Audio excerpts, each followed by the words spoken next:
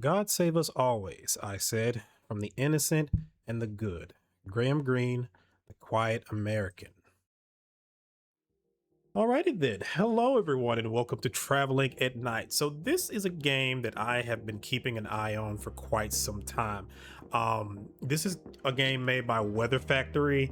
This is the developer that created Cultist Simulator and Book of Hours. I have played both of those games. I have never beat either one of those games. I've never really been able to kind of understand the mechanics of Cultist Simulator. There's a lot going on, and a big part of Cultist Simulator is, of course, trial and error. You kind of have to learn things. And I guarantee you, if you go on the subreddit and try to understand what people are talking about on there, it is very interesting. It is funny as hell.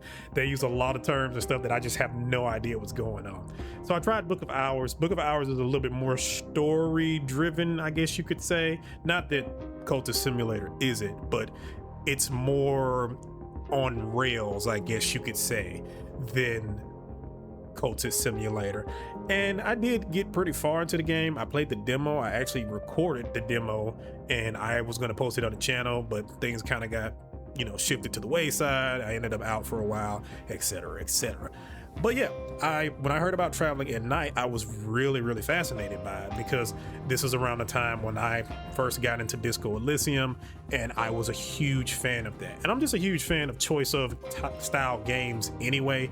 Any games that are narrative driven, where you have to make certain choices and interact with certain characters and things like that, I'm a huge fan of. And here we are.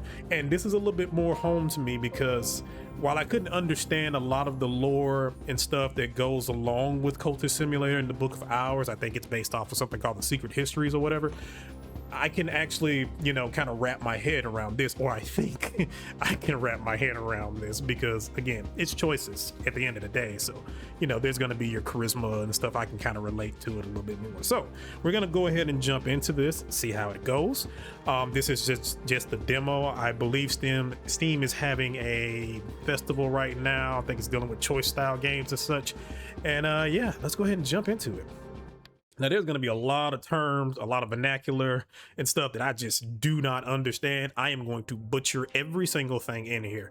I'm going to try to read as much as the lore that I possibly can, but I'm just kind of winging it, honestly. So I do sincerely apologize for not knowing, everything and being the most informative, but here we are.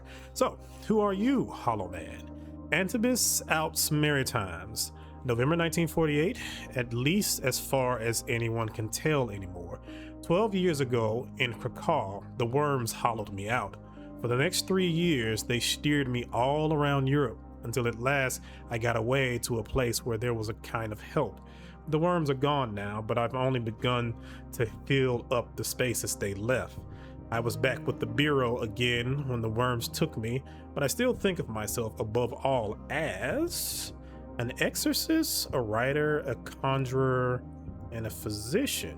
Okay. So yeah, we kind of have to pick our career, and I'm guessing that's going to give us our base stats. So let's see, an exorcist. What I saw as an exorcist's assistant and then the priest of an unusual parish led me to question my faith, and I left the church shortly afterwards. From 1919 to 1921, Spencer was a priest of the church Solar. Ordination marks the Faust, the luminous element of the soul, permanently. So he can still technically perform the sacraments, though he might be breaking church law. Okay. And what is this church you speak of? Let's see. The Church of the Unconquerable Sun acknowledges 4 Horae Canicae. Canicae? Sure, but its outer rites and doctrines present a humanized, comfortable version of each. The earliest church councils resolved that the inner mysteries of the hours are much too dangerous to be approached directly. They're right, of course, most of all about the mysteries of one particular hour. So yeah, that's the other thing about this kind of lore and backstory for the Secret Histories. It's very kind of cosmic in nature. It's very Lovecraftian, in my opinion, to a certain degree. There are certain elements too that kind of remind me of SCP, because I remember in Cultist Simulator you had something called the Suppression Bureau, and their job was to basically make sure people wasn't doing the cult stuff, and I never made it past that. Every single time the Suppression Bureau got on my ass, it was over pretty much. I could, and even this is even when I cheated. Like I would cheat sometimes to make sure I couldn't die, and I still would fail. So yeah, they are, yeah, a pain in the backside. So let us see here. Sun,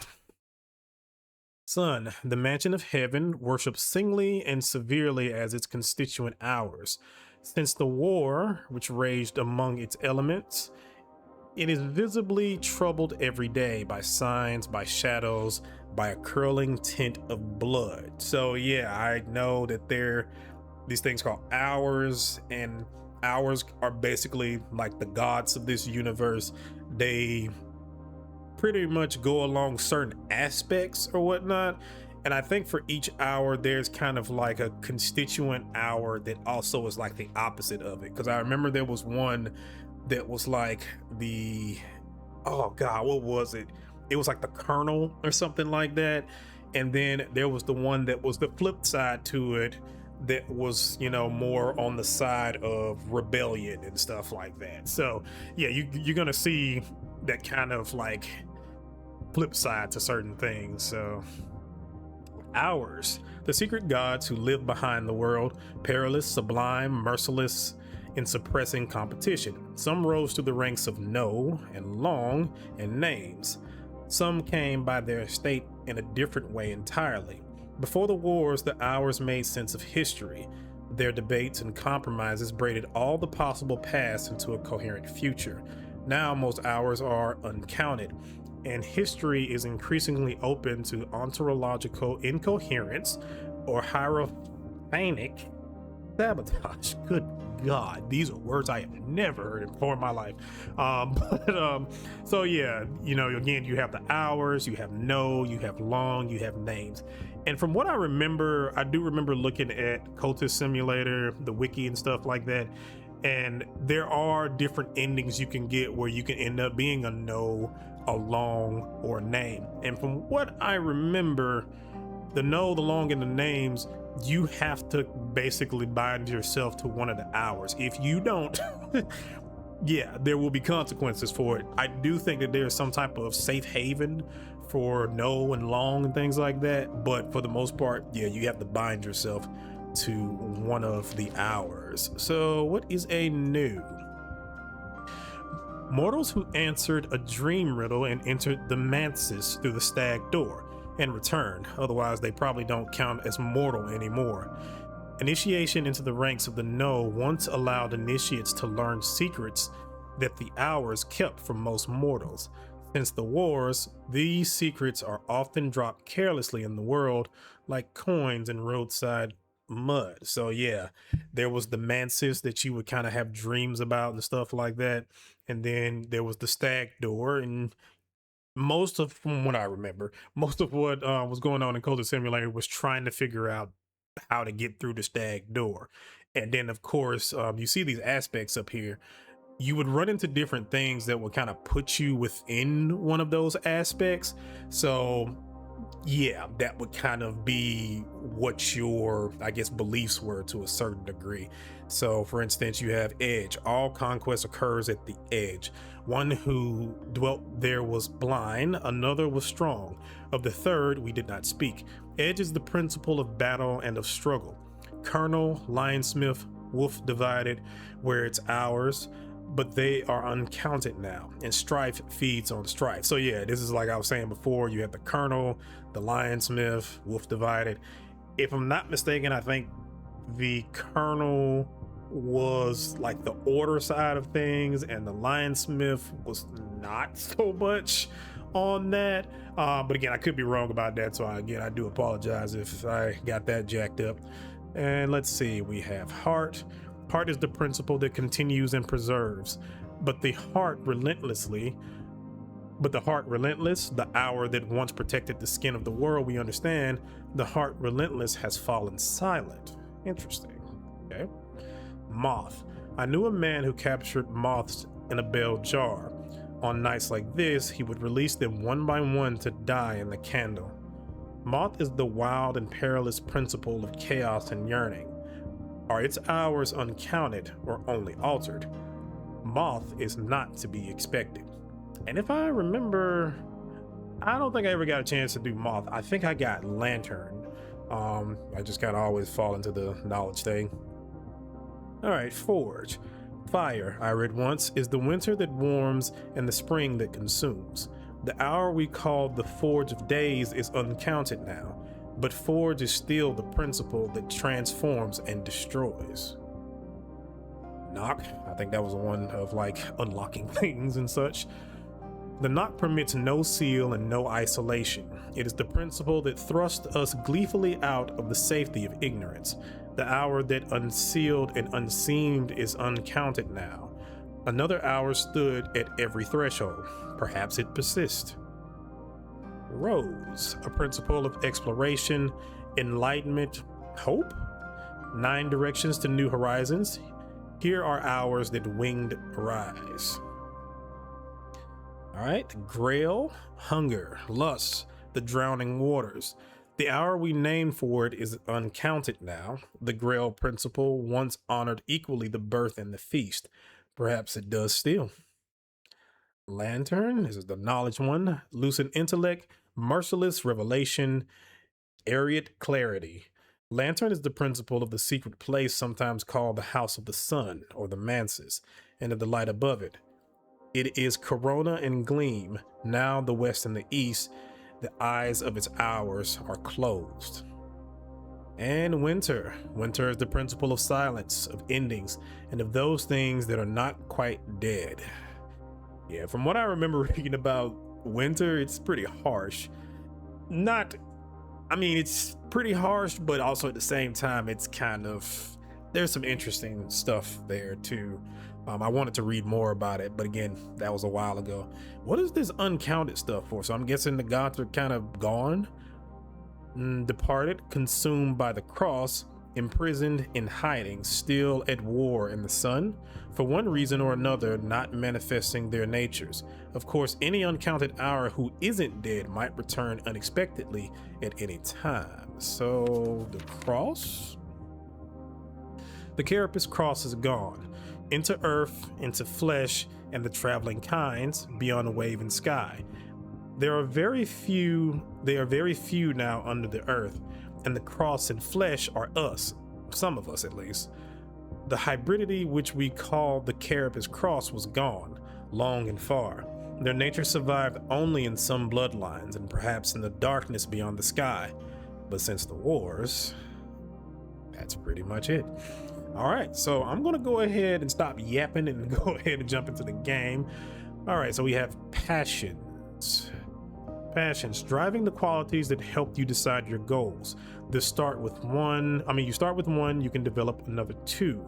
Increase your passions with experiences, and they'll add more pips to your aspect pool. Whenever you act with a passion, it'll refresh a pip of every relevant aspect in your pool. To put it simply, increasing your passions and acting with them helps you pass checks on skills which match the passion. But people change. That's called character development, trauma, disillusionment, experience. So if your actions recently have drifted another way, you can spend your experiences to evolve one passion into another when you level it up. Okay, that almost kind of sounded like gibberish, but I think I got it. Let's see, so we have sorrow, anger, and honor. Sorrow. Though much abides, much is taken. A passion, choice which acknowledges regret or sorrowful. So usually is a choice to remain silent. Let's see. And that falls into the moth and winter categories. Okay. Anger, to avenge whatever I might suffer, to be feared. A passion, forceful, aggressive, or spiteful choice embody anger. But Spencer isn't a violent man. Okay. So Edge and Forge. All right. And honor. Who you are is what you do when no one is watching. A passion. Honorable choices may involve self-discipline, honesty, or just curiosity or courtesy. And that involves the heart and lantern. Okay. Um, hmm. I don't. I kind of want to do anger to a certain degree because I feel like Spencer would be angry that, he's been hollowed out and dragged around Europe this entire time.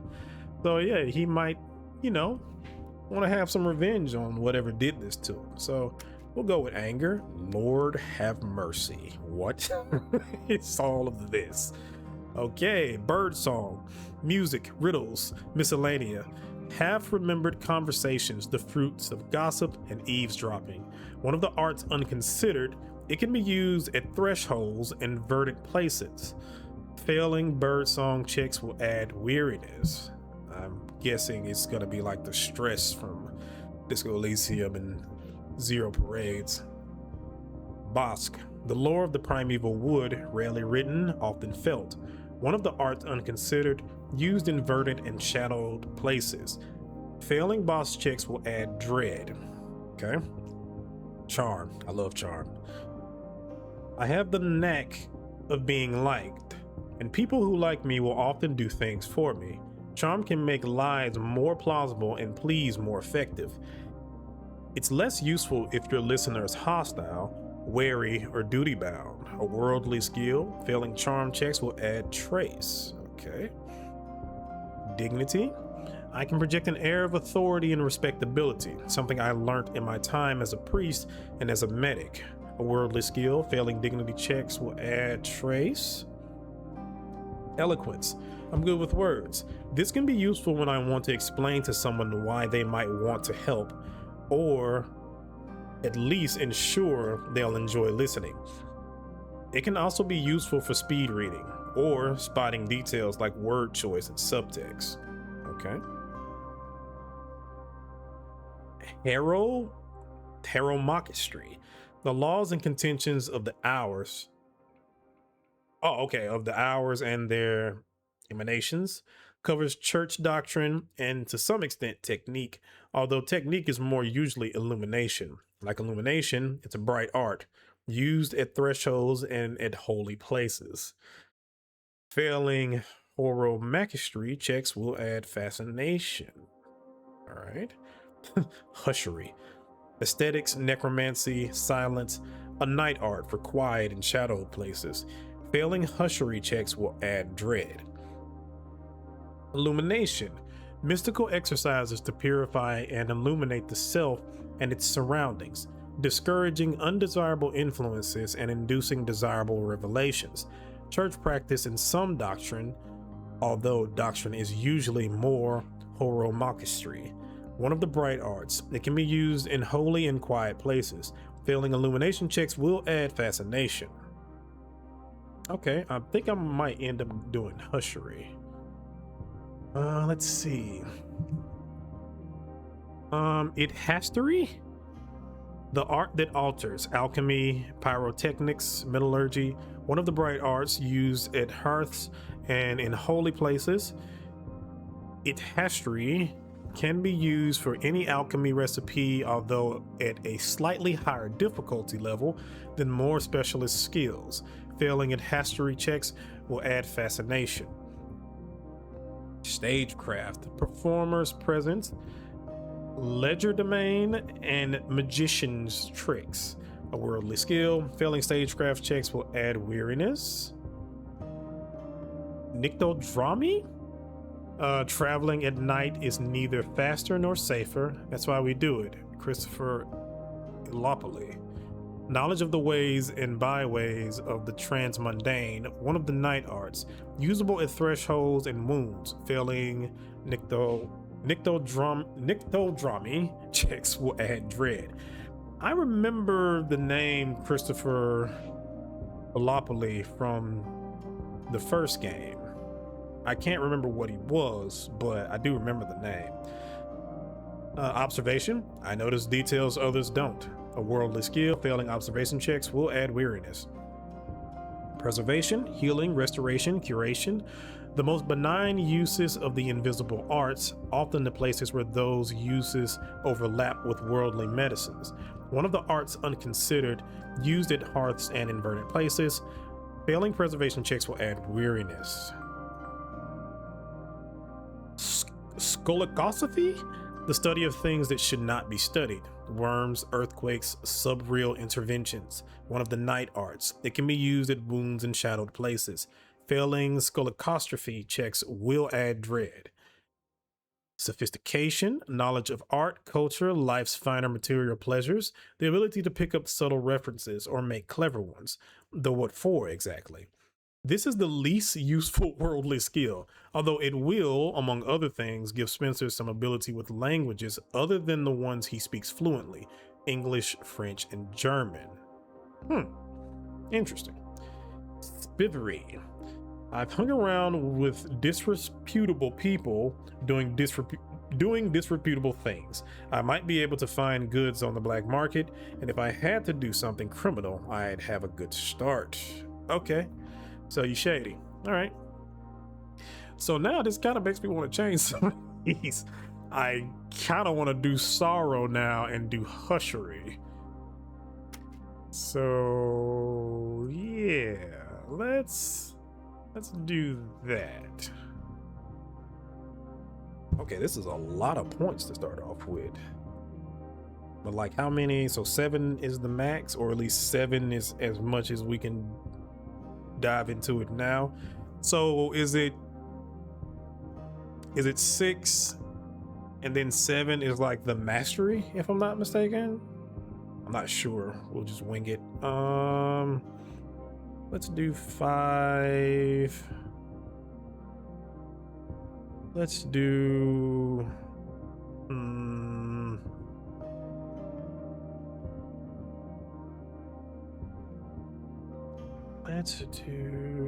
let's do this. So I'm gonna do 6, 5.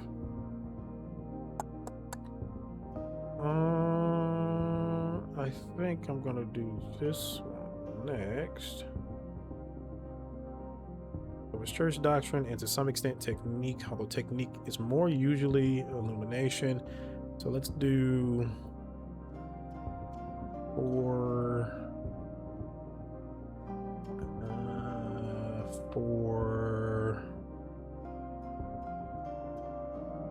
I mean, I guess I should have some dignity.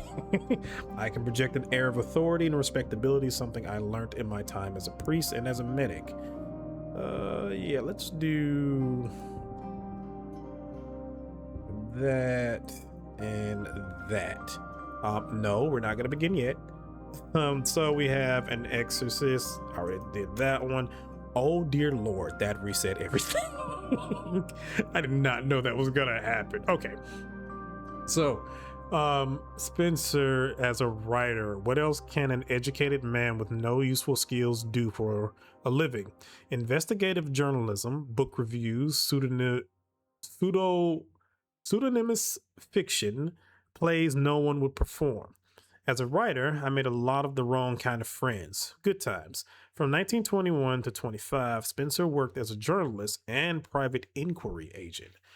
So you're kind of like Edgar Allan Poe kind of guy.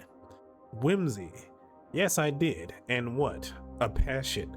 Whimsical choices are not often constructive. Now, I will say this is me in real life. I am very whimsical. I try to do everything pretty much the same way, but there are sometimes I will just do some shit and it's just like that. My wife always, loves that, of course. Ambition.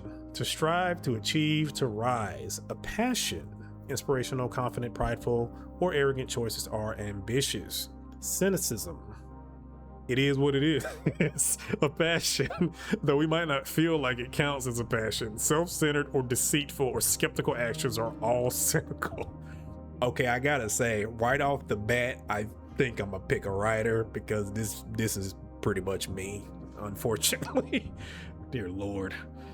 A conjurer. Oh, and that was another thing too that I saw about the game. So there's going to be different outfits. And if I remember correctly, the outfits kind of mix and mash with each other and whatnot. So, yeah, they still always kind of create a kind of unique style to it or whatnot. So that's going to be interesting to see. And this man is very stylish, by the way. So, a conjurer. I was always good with my hands, and I took that talent to the stage to pay the bills. Eventually, my illusions were sufficiently convincing to draw the attention of the Suppression Bureau. Yeah, these guys. Good old Suppression Bureau. The Suppression Bureau, an organization founded in service to the duties. The Bureau recruited me when I lived in London and again after I left the Legion. Both times it ended badly for both sides. Okay. In Europe, since the war, a knack for appearance and disappearances is more useful than ever. Since 1924, Spencer has intermittently been known to perform as Father Brass. And a physician. I never completed my medical degree, though I learned enough to set a bone and treat a fever. I was distracted by medicine's occult hinterlands. In 1927, Spencer was sponsored by the Suppression Bureau to study medicine. When that arrangement fell apart in 1930, he signed up for 5 years as a medical officer in the Légion des Saules. Okay. And again, I probably butchered that. But yeah, I'm gonna go with the writer. So this seems like me. As far as my passion goes, I'm not gonna be whimsical, but let's be ambitious, you know. So what do we have here? Okay, so yeah, we have pretty much the same things. I'm getting a lot of Forge, Grail, well, Forge and Grail at the moment. Hunger, Lust, the Drowning Waters. Forge. Okay.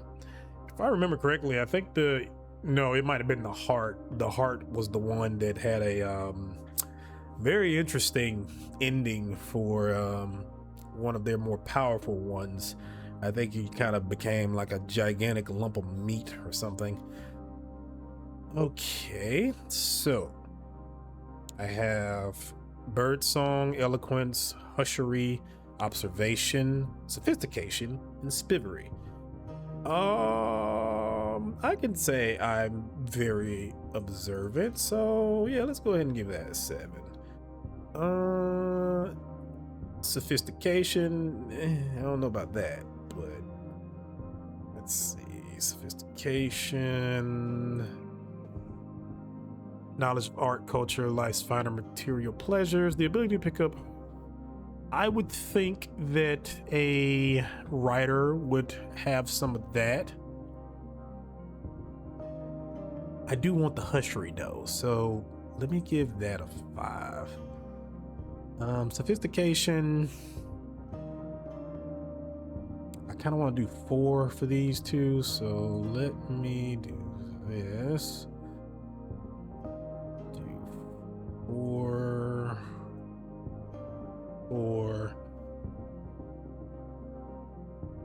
Birdsong, what is that? Music, riddles, half remembered conversation, the fruits of gossip and eavesdropping. Oh, well, I guess I do need that. And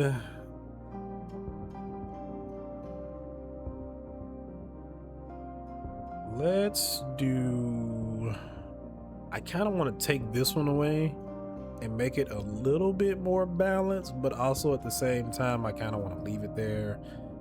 I think I'll leave it there. I'm not a crook, in the words of Nixon. Metaphysis melody, that's my sign. A heart condition. I picked it up at the stag door while it was away. My heart yearns to rise. Sometimes I think it might leave me behind. Okay. So we're going to go ahead and jump into this. Now, again, there's going to be a lot of terminology and things like that I'm not going to understand. So this will be a little bit of a trial and error type deal. and we will go from there. As far as the lore and things like that, I will try to look at some of the stuff in order to make decisions, but I won't jump into it too much for right now. When the full game comes out, then I'll probably jump more into the lore there and actually read every single little thing, because yeah, I'm not gonna know what the hell is going on. All right. When I came back to Europe after the war, my heart told me I should seek out Nina Legaze, actress, artist, witch. She'll know where I can find the things I need to fill my emptiness again. Nina is notoriously elusive, but I followed her trail from Alexandria, where they brought me back to Antibes, where I now arrive. All right.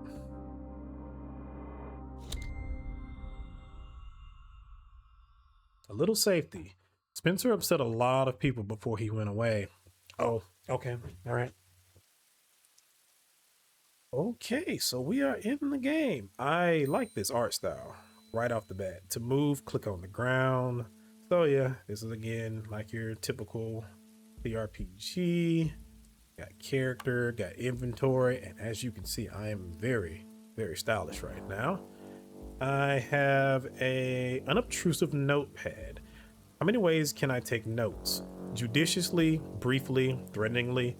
No one's paying attention, but I'm paying attention to them. Drag this one to one of your active item slots. Okay. Active items. You set this item as active. Active items work slightly differently in traveling at night from equipped items in most games. Mouse over the active items header to learn more. An active item gives a skill modifier when you have it ready to use. You can keep up to 4 items active, but the modifiers won't sum. Only the best one applies. 4 hammers are not more effective than 1 hammer. Some items are cumbersome, dangerous, or embarrassing and apply negative modifiers. The good news is that because the best modifier always applies, any bonus will cancel out any number of penalties. So if an item gives a negative modifier to a skill, any positive modifier will counteract all negatives. Yeah, I'm gonna have to try everything a few times, okay? Wayfarer sign, a sigil deployed by traveling healers and bounds wanderers. Drag this one to one of your active item slots. Using this item to help with a successful skill test will consume it. A failed skill test won't consume it. +2 eloquence, nyctodramy, preservation. I'm going to leave that to the side for right now. What is this other outfit that we have here? Oh, okay. Dishabille. And then a man of mystery. I wish I had a coat. That would be nice. Oh, and okay, and I guess you won't have like an actual to change your outfit, find a wardrobe area. Spencer Hobson, one called the best dressed man in the Suppression Bureau, prefers clothes tailored for him personally, not garments haphazardly collected from cupboards. Have new outfits made at tailors and sent on to you, or relocate items from your past. Outfits have aspects which suit them for the right climate, or which provoke positive and negative reactions from NPCs. Don't wear a light outfit in the snow. Don't wear a raffish outfit to speak to a ministry commissar. And don't wear your dressing gown to breakfast. Most outfits also provide small bonuses to skills. Unlike bonuses from active items, outfit bonuses are additive. They always apply on top of other bonuses. Spencer can, or perhaps will, only change his outfit in wardrobe areas, places where he can disrobe discreetly and might keep a change of clothes. Any room where he sleeps will count. Okay. And I see we have quite a few. Don't know if that's how it's going to be for the final game, but yeah. And I guess my fashion is modern, contemporary, fashionable, and probably American. Yeah, this is a very American style look. All right. Ooh, let us see. Is there anything I can kind of search around out here? Until Antipolis. A long, rattling road from Alexandria to Antibes. through mountains and forests and choking smoke. But here I am at last. I could use coffee, I could use a bath, I could use a shave, I could use a cigarette. I don't smoke. I could use a bath. A long rattling. Oh, okay. My hair and collar are gritty with coal dust. The ticket inspector was smoking Gitanes all the way from Milan. Yeah. At least it's raining. Mixed blessings. Advice. Welcome to traveling at night. That tiny choice will have a tiny consequence later. In a moment, another tiny choice. Antibus, before war, came to the world. Advice. The next choice acts with a passion. Choose a passion you possess to refresh pips in your aspect pool. Choose a new one to start on the path to acquiring it. You can have up to 3 passions. Advice. But really just pick the option that suits you. The game works best when you do that.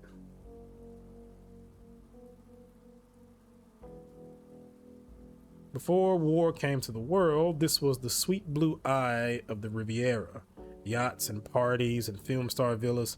Picasso painted his Pierrots here by the sea. Pierrots, I'm not sure.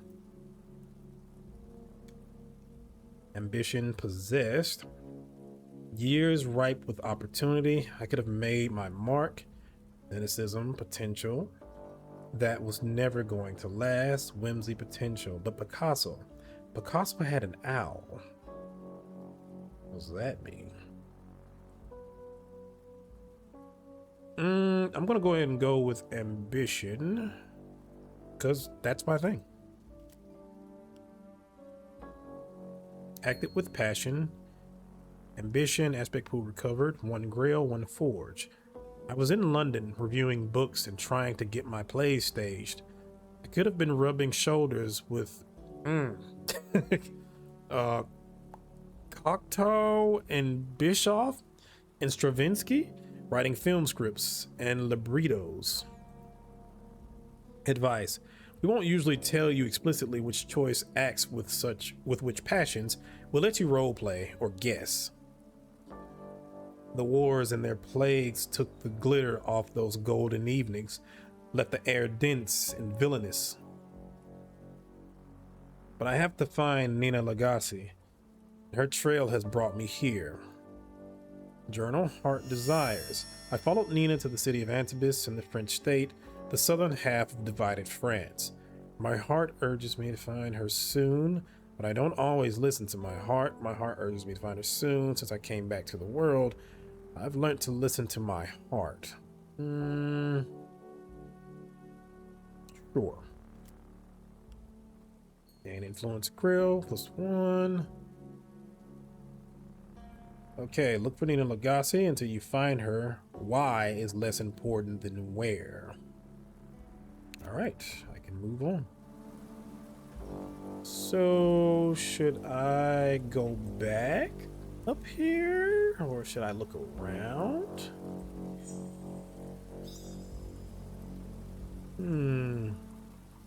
What the hell is this?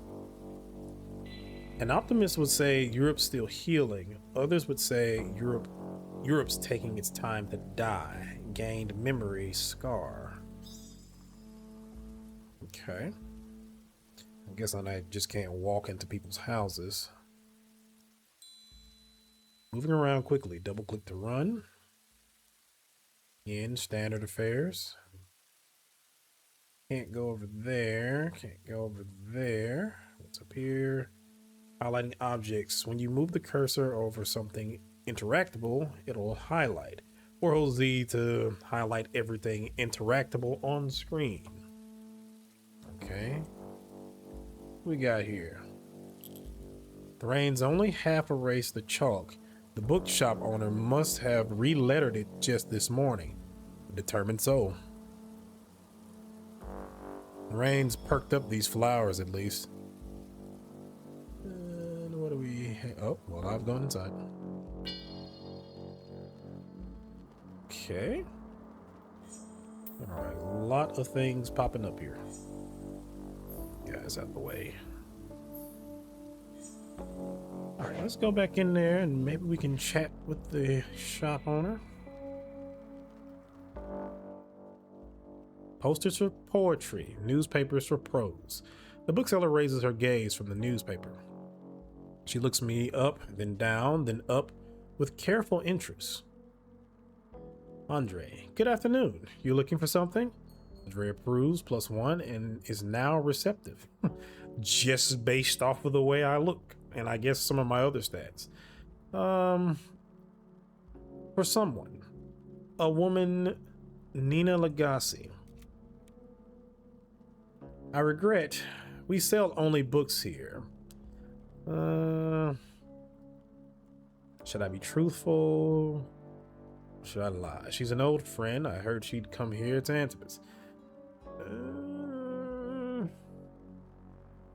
Let's lie. She's an old friend. I heard she'd come here. This Nina, what does she look like? White as chalk, pale as pearl. That's not important, but if you've seen her, you'd remember her. Pale as pearl? No, I've seen no one like that. Is this your bookshop? It is now. Now? Since the war. Skill checks. A trust with a skill icon needs a skill check. An invisible die is rolled, added to your skill level, and compared to the difficulty level of the check. The choice will give you your basic chance of success. Hover your cursor for more details. Technically, it's actually an invisible token being drawn from an invisible bag. Okay. I have a 94% chance with this. This is a bookshop. Reach for a quotation. Ah, to not fail skill checks. That's beautiful.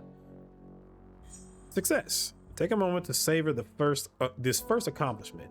Then look at the experiences you've received. They'll always match the skill you use, but every skill has 3 aspects, so it'll cycle through the aspects in turn.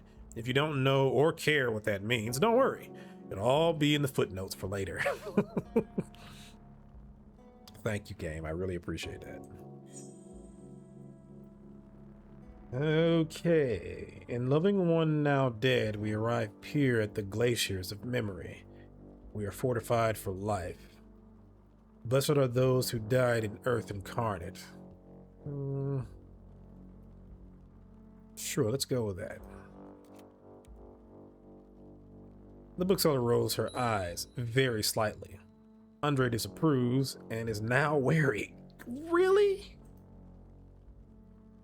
I do like that though.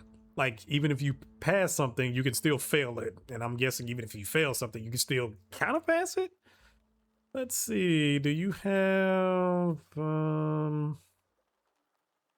anything by Spencer Hobson? Really? Spencer? Really? Acting with passion, whimsy. I don't think. Wait, no, I remember the name. Here. Voila. The Pilgrim Rose. The only play of mine ever published. Illopoli pulled some strings. It's too mystical for me. The translation is, I think, quite poor, but the dreams linger with this one. They would. I made unwisely unambiguous references to the invisible world. The bureau shut down the production and on opening night. I was lucky to stay out of prison. I thought they'd pulped every copy. Pardon? I mean, how much? 50 francs? Buy the Pilgrim Rose? I can't do that. Large manila envelope. I have funds tucked away somewhere safe. Or I suspect it's too mystical for me. What is this large manila envelope? A bulky manila envelope bulges on inside pocket. Bulges and inside pocket. Good grief. Time to open it. Retrieve the contents. 2 passports. Neither qualifies me as a citizen of the French state. My British passport in the name of Spencer Hobson is valid, though the place of birth is false. Gain British passport. While my pre-war's French passport in the name of Sylvain Hussier gives my place of birth accurately, but the France that issued it no longer exists, and the passport is long invalid. Traveling funds. Mostly Darlinist francs, plus a few incorporated dollars. So 500 francs and $5. And a packet of Bonanza cigarettes. The dollars will be accepted everywhere in Western Europe. The cigarettes everywhere there's a black market. A single ministry's dolia. And a razor blade. Useful things, razor blades. Okay, discard the envelope. And I lost the large manila envelope. So yeah, let me be vain and buy my own book. Okay, do you have the Pilgrim Rose? Sure.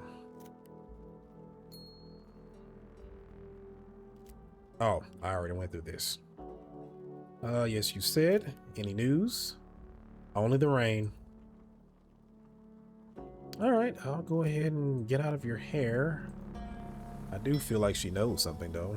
A bit grim out here. I'm now chilly. No.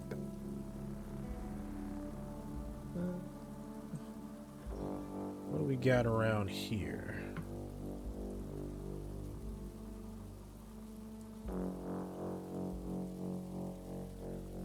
What can we get ourselves into? Tis a statue. Let's see what this is. Oh, gotta go the long way around. There's a crack in the earth. I'm going to assume that that's not normal. Then again, it probably is normal in this world. The shadow of a shadow. To our dead, 1914 to 1919. Dark years and darkness hangs here like smoke. My first war, that. I was a chaplain with the Dorsetshires. In different times, I'd never have been attached so young.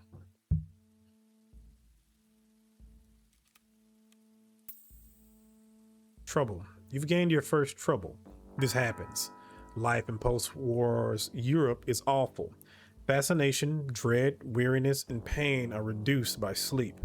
You'll find somewhere to sleep in Antibes later. Traces will slowly creep up if you sleep in one place too long, but are reduced by traveling.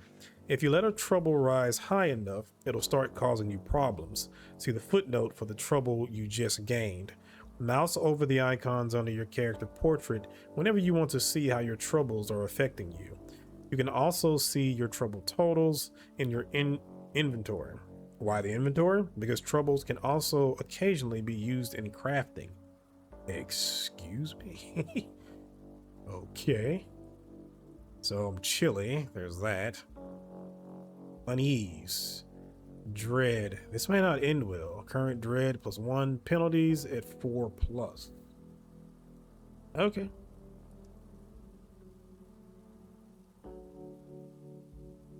In craft, the arts of Bosque, of Hushery, of Skolokosophy are best worked in shadow. Dear Lord, what is this? Crafting, bright arts, night arts, arts unregarded. Okay. Crafting, venues. Spencer was never really an adept, and the worms took much of his ability from him, but he can prepare tools to achieve a variety of supernatural effects and dialogue. As his unworldly skills increase, he'll be able to create more powerful tools. You need to be at a crafting venue to make anything. You're at one now, but you can look through Spencer's recipes whenever you like. Okay, Midnight Mark. Proper use of this somber sign silences restless spirits. Improper use can trouble the sleep and health of living human spirits. Okay. Which is not.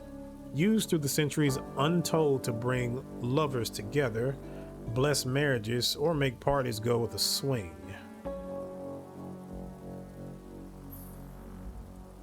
A clever practitioner might craft the midnight mark with nyctodrami.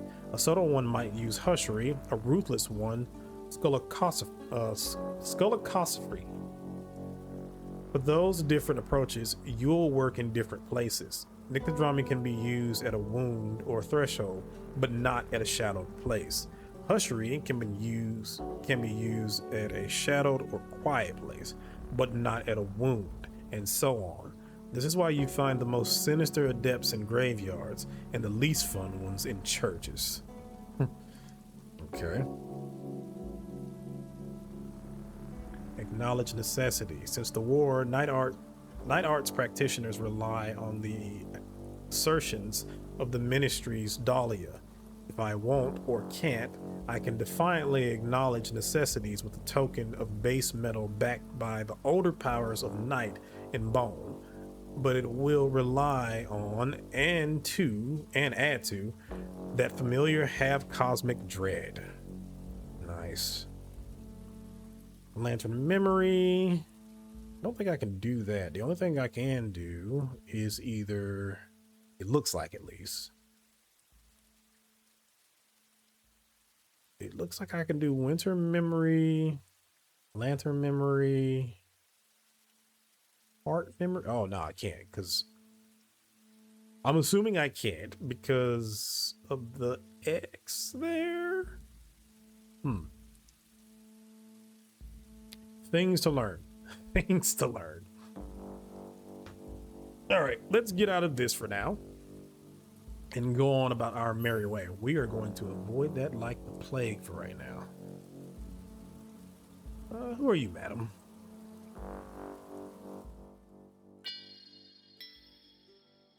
Welcome warmth. I'm no longer chilly. The heat strikes me like a friendly fist. I'm now perspiring. This is Meme Zalia? What? You are the Signier? I'm Zilia. Do not ask my family's name. And Zilia disapproves and is now wary. Oh, okay. Skills overlap. Sophistication and hushery might both let you spot forged art. Bosk and preservation are both relevant if you ever need to deliver a baby. What? So you might see a dialogue choice with two skill icons. In this case, you'll automatically use the skill with the best chance of success. Hover over the choice for details about the other one. So I can lead with eloquence. This one, Signaire. 30 years ago in Brandkrug, I met a man who called himself a Signaire. Not a true adept, or Signaire. Not a true adept, but he knew some tricks, enough to break the laws of the world and the church, doing little works among the people. Gained 2 knock experiences. Gained memory. Anastasis Brandkrug, 1920. His business, like others who came to Brandkrug, was healing and warding, and he didn't take payment in cash, only services. The ones who took cash payments, the mosques, were exactly the ones he was brought in to defend against. What kind of work is this, madame? Is it, after all, a Signaire that you want? She tosses her head. Her eyes are like flecks of beach glass. Call yourself what you will. Are you ready for the work? I don't even know what that is. Okay.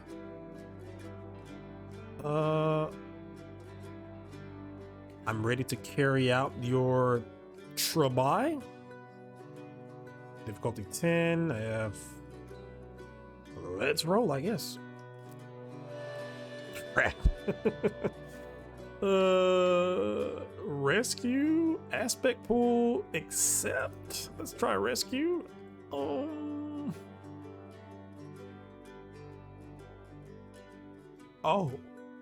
Failed by -1.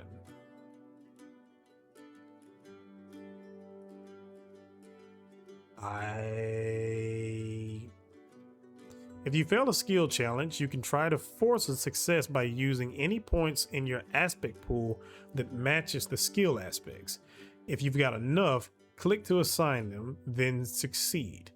Though sometimes you'll concede even if you have enough. Perhaps you're worried you won't have enough pool points for a later challenge. Okay, so what do I do here? I see this. I'm guessing I don't have enough, so let's concede. She squints suspiciously. Gain trace. Gain 3 edge experiences. Trace is 1, enough to make me a subject of rumor. Alright. Consolations. Failure has its consolations and consequences. Consolations. Spencer gains more experiences from failure than from success. Consequences. When Spencer fails, he gains a trouble, and in this case, it's a trace. You're not the one I called. Zelia disapproves and is now very wary. Journal the Buried Heart. Zelia came to believe that I wasn't the one she had summoned. Perhaps she was right. Go away. I will not speak with you. Alright, so I guess that closed off a quest. Maybe I should have stopped by the it looked like a hotel or a train station first. What in the actual heck is going on down here? Sunlight imported.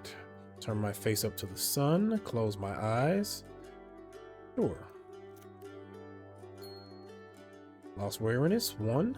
Moment of peace beneath the swaying leaves, then back to the world. Lost dread, lost pain, lost weariness. At 0 dread, my unease has dissipated. Okay, nice. I am not going into crafting again. We'll just go away from that for right now. Alright, what do we have over here? Sweet scents do nothing to sweeten the mood of the woman sitting opposite. More cracks. So much for public safety. Beyond a Prozac and ragged edge of earth, a gulf blue descending to black. Lean over. This better not get me killed. Stars? No. You'd find those in the sky, or occasionally in Russia. These are something below the earth. Gain 2 lantern experiences. As I watch, one light winks out, then another. Gain influence, winter. Beyond the Prozac and ragged edge of earth, go for blue. Okay. I am not going to sniff. There's nothing I can do about that. It's a straight up 0 chance. Okay, now is this crack connected to the one up here? Because if that's the case, then I'll just go ahead and check that one out. Yeah, and I can't go anywhere over there. Chop chop. Right on the border between autumn and spring. It must be exhausting to be a flower in this world now. Probably. Okay. And now I'm chilly again. So does it only rain in certain places? Okay, got another memory. And is this going to have the same effect? Yeah, that has the same effect. Okay. Well, I guess in the meantime, let's go back up here. I kind of want to go back to the beginning and see if I can go inside that possibly hotel train station place. Caution. Oh. I'm guessing he's someone with the suppression bureau or something. What do we got here? A no parking sign directly between two parked cars. Darlin's grip is not irresistible. Crack up there. Let's see what we can get in here. Or can I go in here?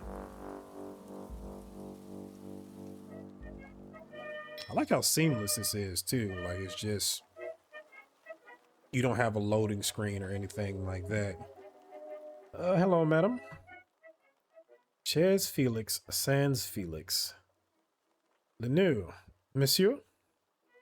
You have something? I'm looking for a woman named Nina Lagasse. Is that so?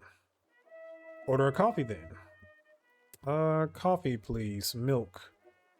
Are you insane? Coffee black? Not unless it's just like I'm really tired. Acted with passions. Appetite. Sorry, no coffee. White, red, pastis, chamomile, or have some bottles left of that incorporated drink.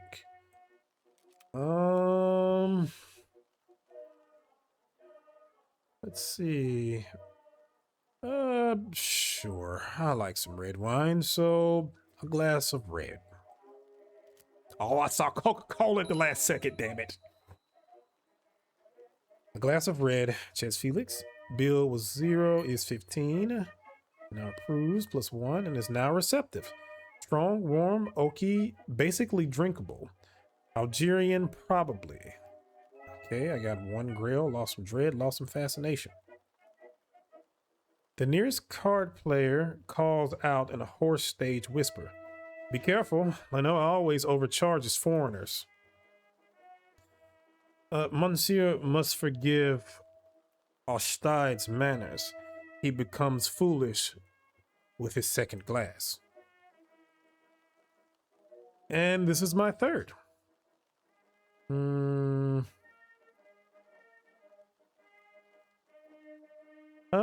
Smile politely? Sure. Seeking Nina. Let's examine the photo behind the bars. Try and get some info.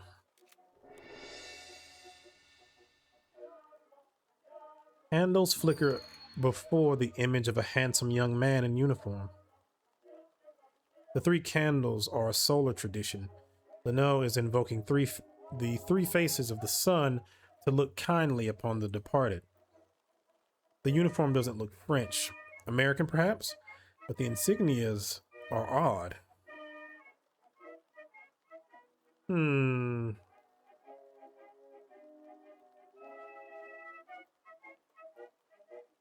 she have her husband or her brother? Maybe. I would say her husband. So, your husband? Almost. We had not enough time. We would have been married, Felix and I, in the summer. Light perpetually shine upon him. May he find the peace of silence. Leno approves, +3, and is now very receptive. I like that. I do like that. That not only, you know, of course you can pass the check and be observant, but you actually have to be observant when you read these things. So that's nice. I like that. She lowers her head briefly. Did you want anything else? I saw strange things over where the rain ends. Sure. You mean the holes in the world? Yes. What are they? Holes in the world. I guess I should have expected that. All right. We were discussing Nina Lagasse. We were? I remember that you mentioned this Lagasse, but I remember no discussion. Spencer's behavior influences NPC's opinions. Sometimes a very high opinion will unlock hidden choices. More rarely, a very low opinion will unlock hidden choices. Just this once, we've made one choice visible below. Opinion Leno, very appreciative. Please, madame, I've come a very long way to find her. My utmost gratitude. So I can't choose this one. Have you met anyone of that name? Sorry, I'm bad with names. I do love it when people lie. Consider ordering something else.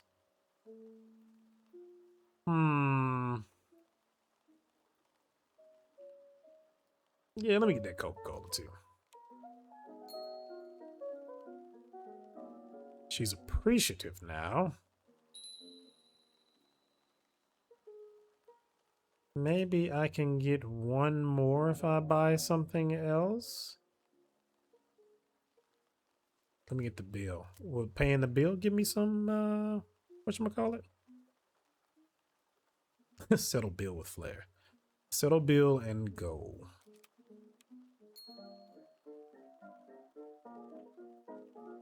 Okay, it was a +1, but that was it. Monsieur Coca-Cola. Let's try ordering something else. Incorporated drink? Yeah, I'm gonna fail this. I've had enough time at the bar for now. Crap, okay. And this is a 10% success chance. That's a definite failure, so let's not. Smile disarmingly. It's rare to find a place like this in these times. You must be proud. I don't have the charm to pull that off. Yeah, let's go ahead and leave for now. We'll do a little bit more wandering. You know something though. So, wait a minute. Let's talk to these folks. Named parts, crowd scene, Leopold. And here come the authorities. Look sharp, you old bastards. Our carrots are cooked now. Leopold disapproves. I just walked over. Is it because I'm dressed so nice? What should we call you, monsieur? The authorities? What alias are you using today to terrorize the innocent working man of Antibus? Call me Midnight Joe.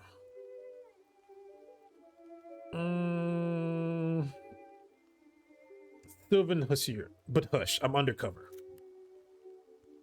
Aristide approves and is now receptive. Watch out for Jean Bernard, then. He's a terrible gossip. This again. I apologize, sir, for these savages. If they had better manners, they'd introduce themselves. Bellamy approves +1 and is now receptive. Aristide is the nosy one. I dare not contradict Madame Le Marquise. Marquis? Madame Le Marquis. Leopold is our painter and our nihilist. This song again. Ignore the Duchess. I'm a realist. At worst, an existentialist. That's gotta suck. Jean Bernard is our poet. I am a poor excuse for a poet, at best, sir. Smile. He approves and is now receptive. But an adequate mechanic. And I am Philomel. A duchess, I hear. Or Marquiness? I do what I can to raise the tone, but one cannot empty the sea with a spoon. And she calls me a nihilist. I'd say it's more like pissing in a violin, but that's because I lack manners. Nina Antibus, I'm looking for a woman named Nina Lagasse.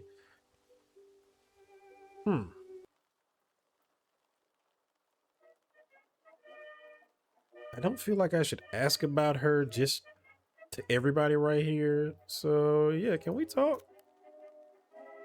Of course, please join us. Well, I guess I'd be being proper here. A guest should not come empty-handed. Our Leopold likes his aphorisms like any good nihilist. I'm not a nihilist. You're not nearly as funny as you think you are, Aristide. Who is, my friend? Who is? But listen, Hasir, I prefer this one. A glass in the nose and the tongue loosens. Rack my brains for a clever aphorism. Looks like I can do this. It's 94%.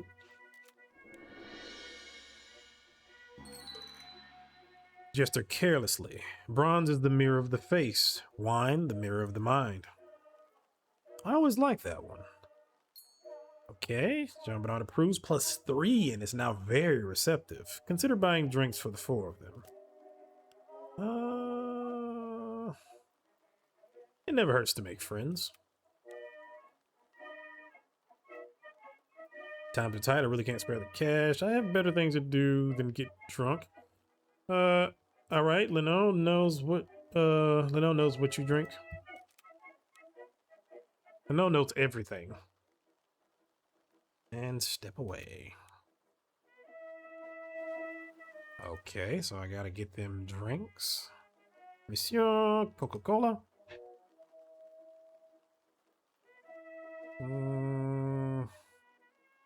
Consider ordering something. A round of drinks for my new friends over there. Don't forget to overcharge him, Leno. Red for Philomel, Leopold, and the idiot like their pastis. And a little of the good cognac for Jean Bernard. 100 francs for this one. It's best if you pay in advance.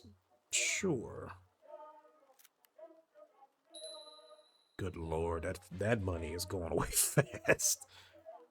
And something for Monsieur. Leno adds a drink to the tray and turns away. Is there anything I might want to do with the drinks before I take them over? Bewitching tool. Touch their drinks with a giddy influence to ensure they speak freely. I don't have a bewitching tool, do I? Oh. Sure.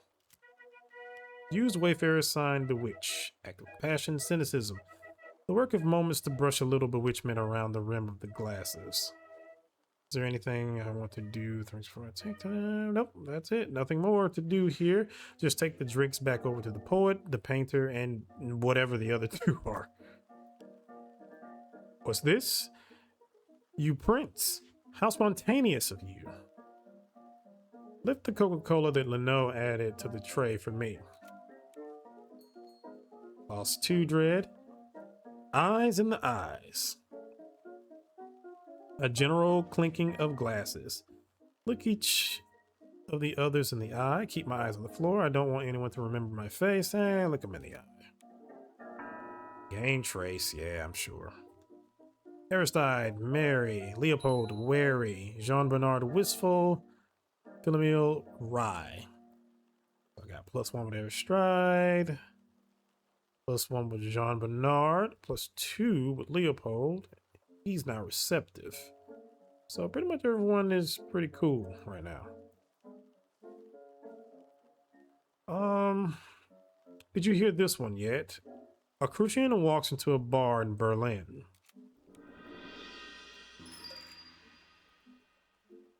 Crucian. Heresy of choice in the New World, where dissenters fled the church's light.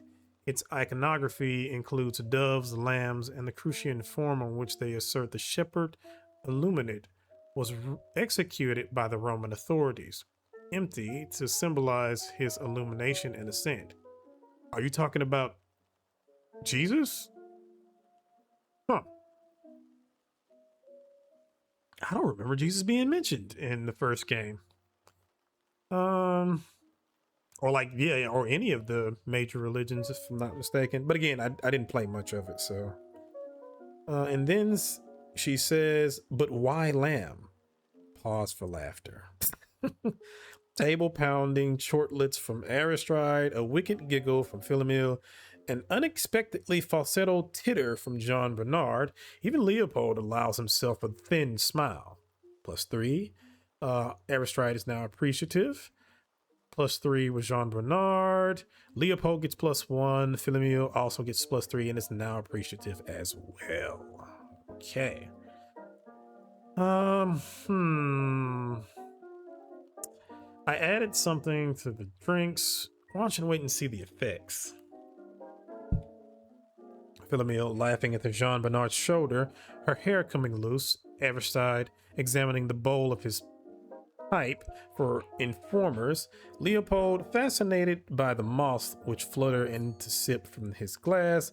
Jean Bernard doggedly carving a quatrain into the flank of a candle, and me watching. +7 and is now very appreciative. Aristride is. Jean Bernard approves, +7, very appreciative as well. Leopold approves, +7, he's appreciative. And Philemil approves, +7, and is now very appreciative. All right, relax and join in. With passion and cynicism, Aristide approves. That's another +3. Jean Bernard +3. Leopold +3. Everybody is very appreciative right now. The wild mood passes, the moths depart, but they'll always remember something enchanted about this evening. Okay. Adapt myself to the conversation. Smile when it's suitable, frown and tisk when it's not. When an in-joke surfaces, make note of it.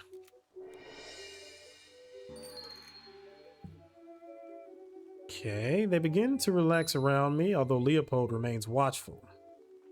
Again, doing really well here. Jean Bernard is now friendly.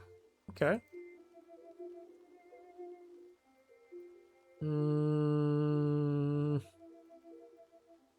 Should I say, what's everyone talking about?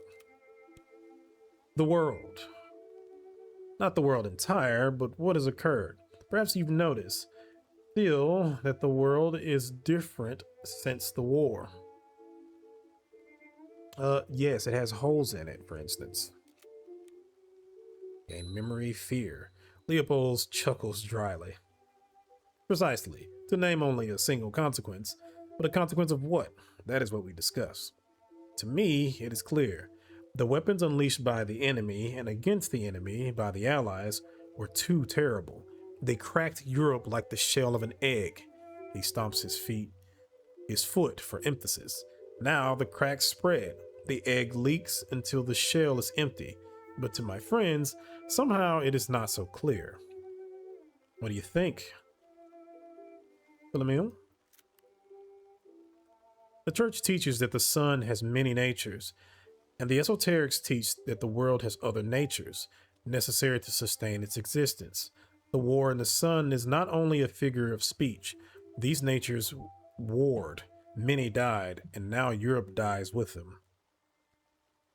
Philemil, you should know is a journalist. She writes articles in a magazine for readers less intelligent than she.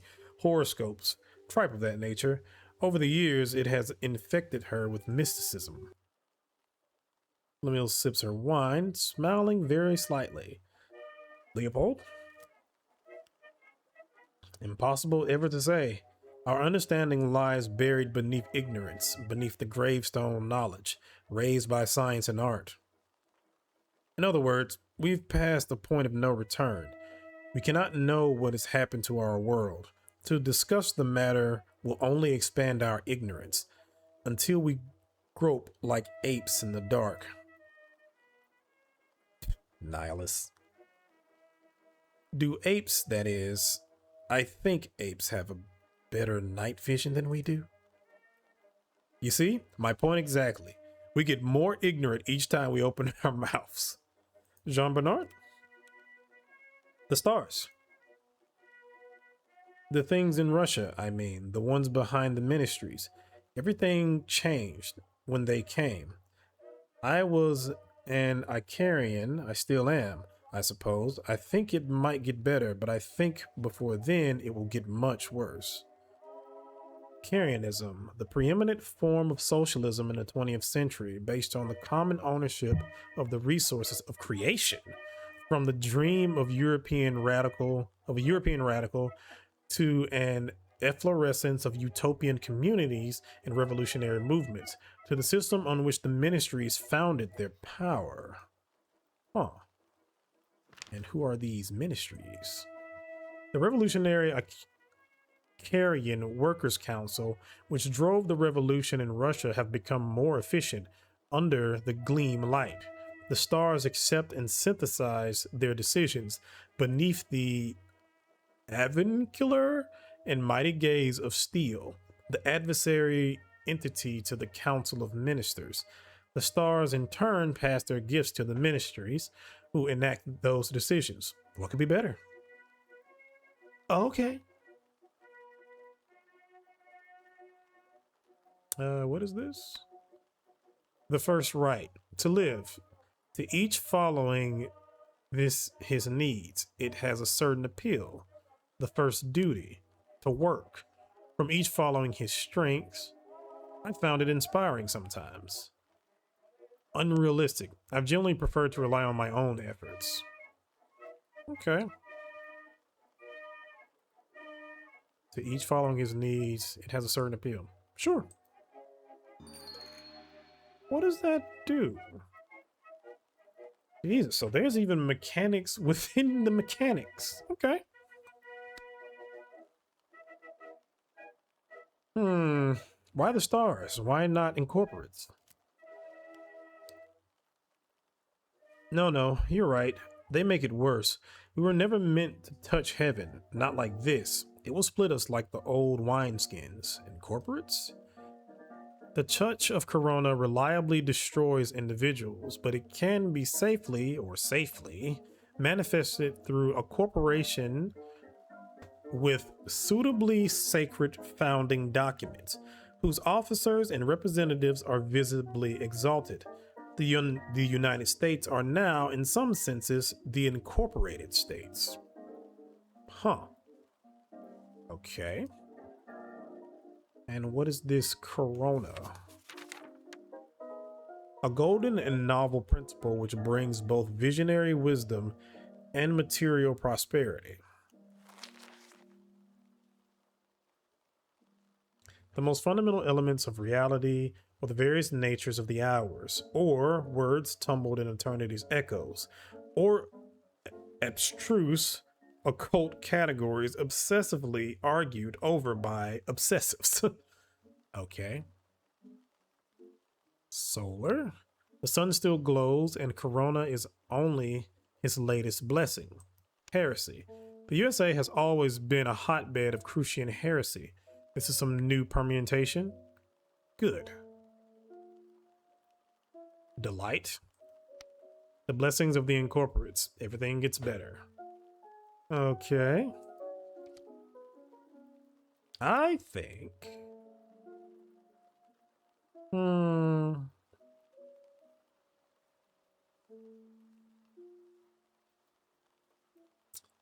I'm going to say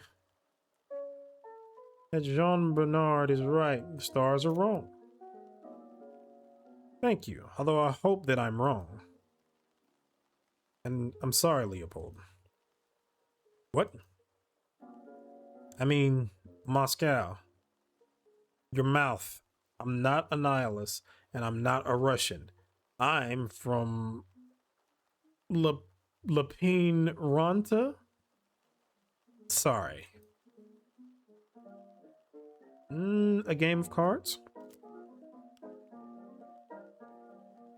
What's the game? Chemin de Fer Railway. You know it? It's like Baccarat.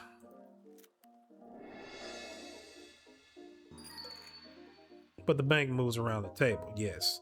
That's a casino game. Are there laws about playing in a cafe? Deal me in. I have no idea how to play cards.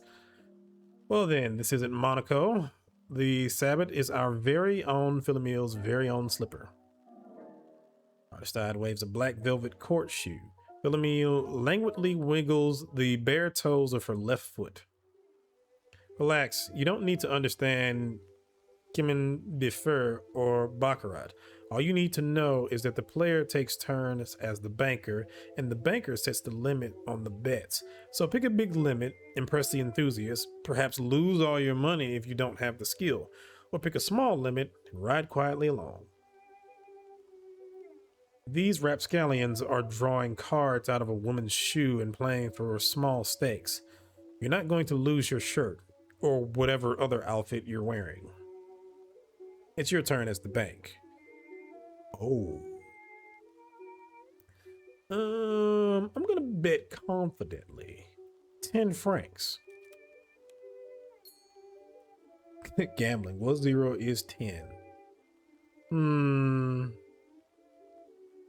Each keeps 2 cards hidden until we all slap down our hands. Watch their faces. Or I have a deck of cards that match the ones in the shoe. With a little care, I could reliably draw a winning hand. Unless I got caught. I mean, this is 100%, so I mean, why not?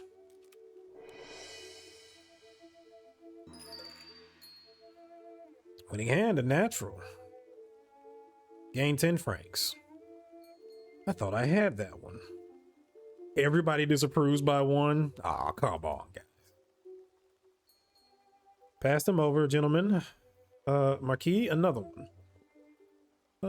Sure, why not? The game continues. It's your turn as the bank. Let me be valiant, and I'm going to lose this one. Now that's a man. Aristide approves, Leopold approves. Let the cards fall. Let the cards fall where they may. A 1 in 5 chance of winning. A throw of the dice will never abolish chance. You know, Seal, in this town we call them cards. Hush, he's quoting Mazarin. No, it's Mallarme. Never mind the salon nonsense. Shut up and draw. Losing hand. I have nothing here of any worth, and I lost 15 francs. What charming money you have, sir. Leopold approves. Pass them over, gentlemen. Marquis, another one? I am going to back out. Not for me. And now we're going to go ahead and pop the question. I'm looking for Nina Lagasse. If you make me regret telling you this, I'll make you regret it too. Mention my name to Andre, the bookseller, at the Librairie de Horse near the station, and it'll open a door for you. Perhaps on the other side of that door, you'll find this Nina. Okay, thank you. Well then, I should be going then. Now that you have what you need from us, eh? Aristide wags a sorrowful finger. That is our fate, my friends. We are all a well in the desert, and when a traveler has drunk his fill, he will pass on his true intentions. Adieu, Phil.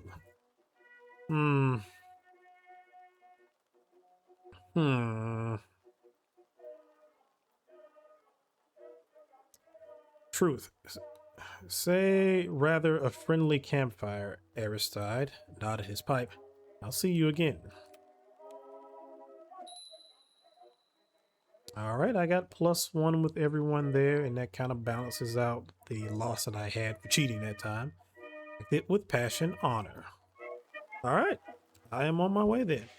Okay, so now we just need to go back to the bookstore and talk to old girl.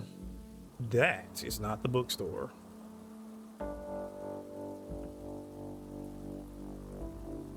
I'm going to stay away from the thing that says caution. I'm going to assume that that's not good. All right, come on, you. Let's go on in here. Why, hello, madam. Oh. Andre's other interest. Leopold tells me that his name will open doors here to your quieter business. Leopold does not trust easily. So be it. What did you have in mind? Oh, I can also view black market goods. Nina and Antibus. Information. We spoke earlier about a woman named Nina Lagasse. Well then, I didn't tell you everything before. Just a week ago, she was standing where you are now, asking her own questions. She was politer, though. What questions? She was looking for a book. Arch an eyebrow. Rebre Guillaume, Treatise on Oenology? Very, very technical book on wine. I had exactly one copy. Do you know where she went? Fortunately, in my line of work, it pays to show an interest in the comings and goings of strangers. Andre smiles winningly. Tell me where Nina is, or I'll go straight from here to the Milice to let them know about your quieter business. 10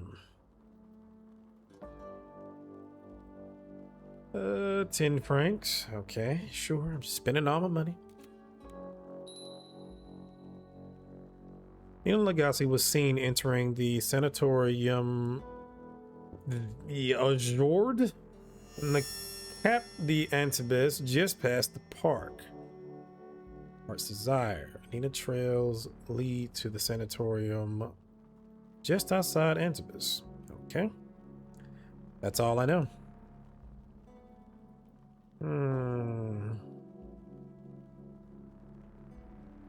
Let's see. I should follow her to the sanatorium then. Thank you. I probably should have said that. I mean, she probably would have knew one way or the other anyway. Okay, so now we gotta go past the park to the sanatorium. I'm assuming that's the gated area over there. Now, can I just waltz in there? Or am I gonna need a reason to go in there or something?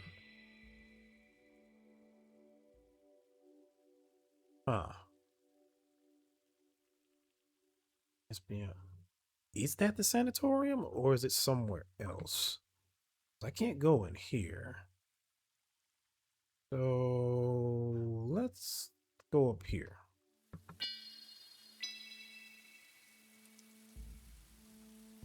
That is wild, and it's only raining in half of this area. But it's probably the least strange thing in this game, so yeah. Well, in this world. Okay, so where art thou?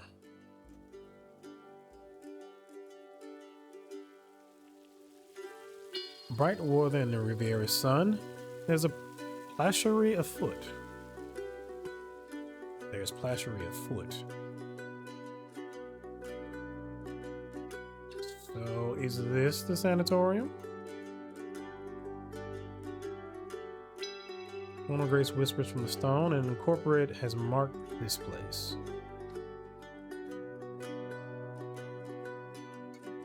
Honest promise. I don't know if I would consider this a sanatorium, but it might be.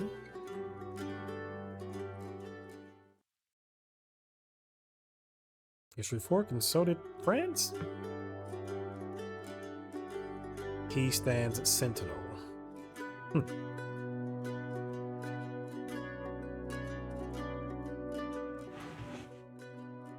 Carmien von Weigen, The Nuptial Form, 1947, oil canvas.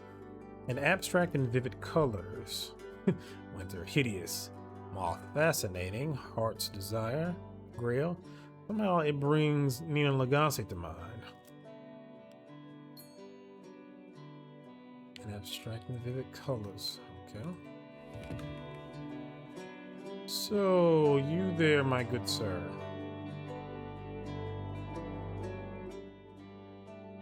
Large blonde gentleman in orderlies white blocks the hallway listening to a portable radio. He raises his eyes to regard me without enthusiasm. Oh, okay. Listen to the music warbling from the radio. A poignant, graceful jazz piece, guitar, violin, double bass, with a driving rhythm that somehow seems stately, almost like a waltz. Is that Reinhard? Grappelli? I don't know it. You know Reinhard, but you don't know Nugis?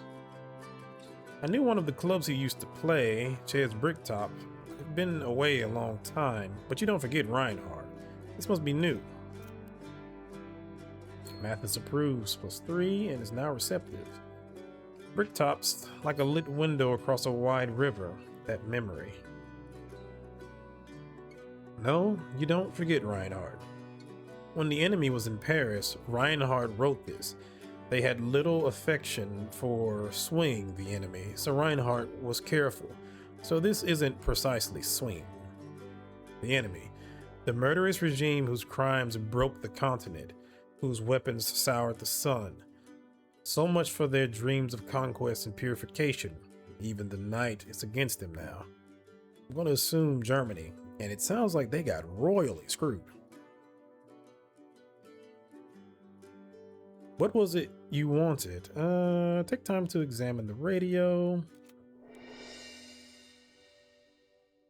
Climate press and black bake light shiny as a Beatles carapace, a handsome bit of kit, and remarkably portable, less than 2 feet across. It's branded with a crown and the words Zenith Transoceanic. That's an incorporate manufacturer. An American import. There can't be many of those in France, either the state or the Republic. The blonde man is watching me impatiently. Oh, crap. I need to speak with the director. Then you must surely have an appointment. Shit.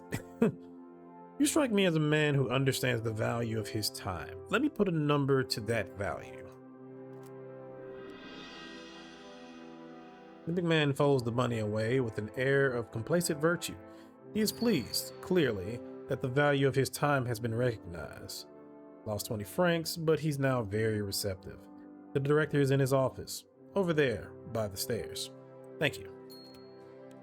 Mathis steps back to let me pass. All right, onward, my good sir. So is it over here?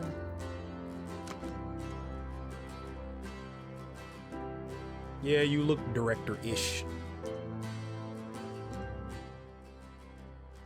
The lady afterwards. The director is a man in distinguished middle age with a look of sleek intelligence. His hair, his nails, his smile are extremely clean. Dr. Aubrey? Spencer Hobson. What a fortunate and delightful honor. I am Dr. Aubrey.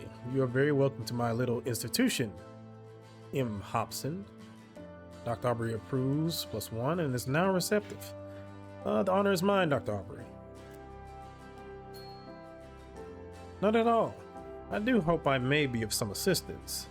So, I need to see a patient of yours, Nina Lagasse. Mademoiselle Lagasse, I'm afraid, has left us. I've learned that Nina Lagasse has left the sanatorium. Someone here will know where she went. Do you know where? May I ask, what is your interest? Oof.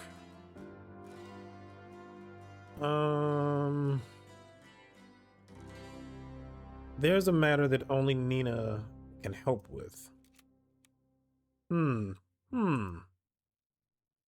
You must understand, an alienist, a physician of the psychic organs, I would prefer to say psychiatrist, if you are familiar with the term, is in some respects, and only in these respects, like an adept of the invisible arts. Wait for him to finish. It is a grave responsibility, M. Hobson, to be a healer of minds, just as it's an adept. especially minds so exceptional as those of our patients. Wait for him to finish. And that I am the holder, the keeper, the guardian of certain information not shared with the wider public. That includes any information I might have on Millet Lagasse's whereabouts. Of course, I understand. However, certain privileges are afforded to me by our patrons. I would very much like to employ those privileges to your benefit. That's very kind of you, Dr. Aubrey. I hope I can return your kindness in some way. He approves this one and is now very receptive. I propose an arrangement. I have in my desk a certain box, which has resisted my efforts to open it. Before your so mysterious disappearance, you were, I understand, good with locks, seals, safeguards of that kind. The doctor bends over in his chair to poke around in a drawer at the base of his desk. For a few seconds, he bends low enough that his head is beneath the level of the desktop. Try to read some of the papers on the desk upside down. It was successful. Letterheads from an incorporated entity called the Miniger Foundation and from the European Recovery Program, the Arkeson Mission, both thank Aubrey for his reports, though the ERP letter is much terser, both discussing further funding, and Aubrey is straightening up. Here, do you know what is a PIX? Aubrey is vertical again. He's holding a circular box the size of a small cake tin. A worn silver gilt dove sits atop it. A vessel to carry the consecrated host to those too ill to attend church. Just so. This is perhaps a very old pyx, or one source has it, a reliquary, with a relic perhaps of Saint Galileo himself. In any case, it has proven difficult to open. I'm reluctant to damage it.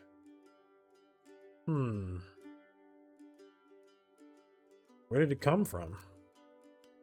It was a gift to the institution from another guest, someone who collects curios. I thought he wanted to show his gratitude to us, but I began to suspect a little prank. I'm gonna ask this anyway, but it was a dumb question. What's in it? If it's a pyx, then I would imagine only the dust of centuries. If a reliquary, then perhaps a relic of Saint Galileo, or it might be a surprise. Enticing, no? Hold out a hand for the box. The box is heavy, cold to the touch. One quartz crystal eye flashes in the Anubis sunlight. The dove's other eye is missing.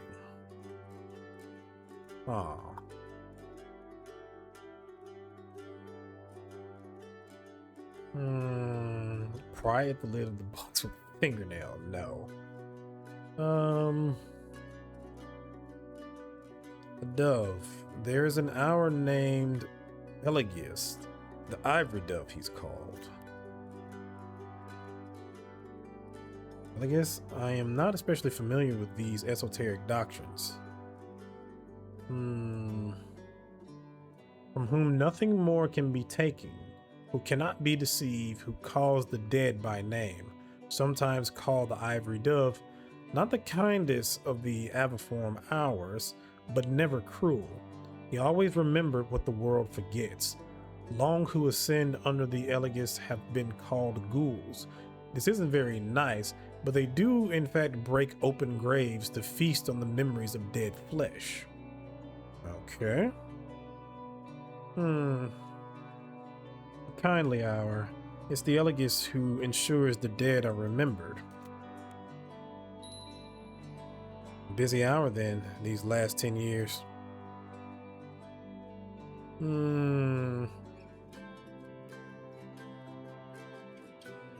Press the dove's eye. Nothing happens. Over steepled fingers, Aubrey watches. Try to twist the dove. Nothing happens. Shake the box. A rattling sound. There's something inside, the weight of a large coin. Definitely neither consecrated wafers nor dust.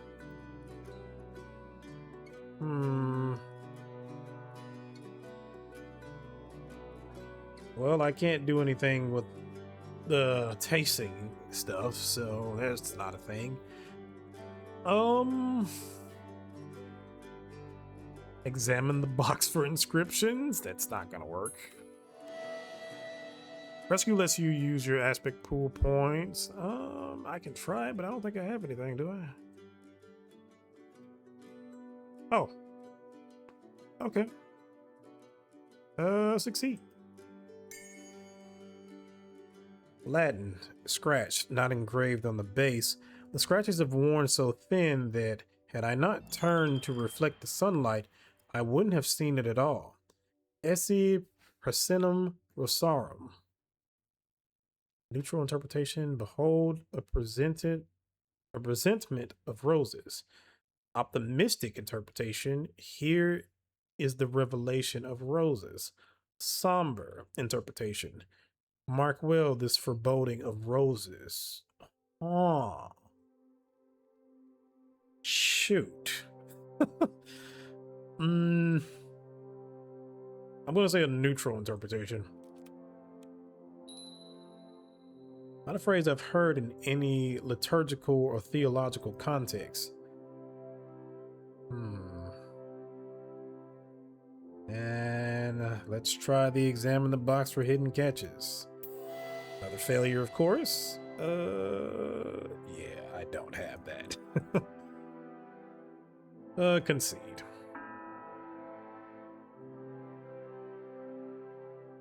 Over the steep fingers, so I can pry at the lid of the box with a fingernail. With almost no pressure, the lid pops easily and unceremoniously out. The box is open. Inside, a little ceramic jar. Aubrey's mouth is also open. Remarkable. Aubrey cracks open a new notebook, clicks a clean chrome ballpoint pen, and excitedly jots down a note. You seem surprised, Doctor. Yes, I must confess that I am. I had hoped you would be able to open the box. I did not expect you to succeed so anticlimactically. Neither did I. Your turn. Aubrey stops writing. He purses his mouth thoughtfully. I apologize most sincerely, M. Hobson. I have reconsidered. I think it would be therapeutically unhelpful for me to tell you where to find Mele Lagasse. You'll find it pretty damn therapeutically unhelpful if you don't tell me. Look him in the eye and wait. After a few moments, Aubrey looks away. He coughs to cover his embarrassment. My revised proposal is this. You remain as my guest for a few days so that I can satisfy my concerns about your well-being. Your medical history is extraordinary. You must know that. We have already prepared Lagasse's for a new guest. You'll find it upstairs.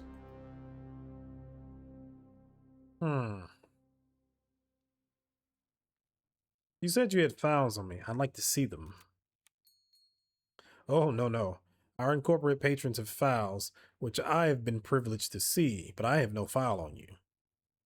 Although most certainly I will now open a file of my own.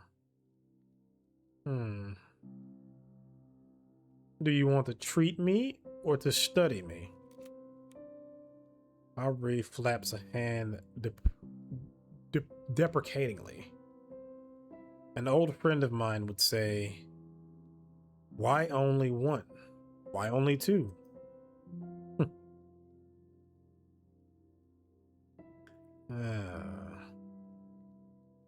A few days. How long exactly? Oh, not so very long. I would not expect so long as a week, but I must make my assessment. Okay. Mull a response. It is full sunlight in this room, but I can almost hear the night. The night would say, stay here and you might win this man's cooperation. Or you might find another way. You might not need his cooperation. Dr. Aubrey. Yes? To hell with your revised proposal, to hell with your institution, and to particular hell with you. I'll agree to your revised proposal. Dr. Aubrey declares he will tell me where to find Neil Lagasse if I stay a few days at the sanatorium. Okay. Of course, here. He's now appreciative. Thank you so much. Goodbye for now, Mr. Hobson. I hope you will speak to our other guests. I'm interested to learn what you all make of each other. Think things through on my way out of the office. What are my options? Coercion? Blackmail? Perhaps. If I could sniff out his secrets. Compel Dr. A. There may be information that will compel Dr. A. There may be information that will compel Aubrey's assistance. Perhaps someone else in the sanatorium can help me. Night work. At night, when Aubrey is gone from his office, I might be able to locate his records, the secrets of Dr. A. Where does Dr. Aubrey keep his records? There should be something in there about Nina. The other kind of night work? With the right tools or the right assistance, his dreams might be open to me. The mantis has fallen, but we still dream. Dr. Aubrey must go somewhere to dream. A sufficiently skilled nyctodramus might follow him there, or perhaps there's another way. And simple courtesy. I could just cooperate with the man as he suggested and hope to win him around eventually.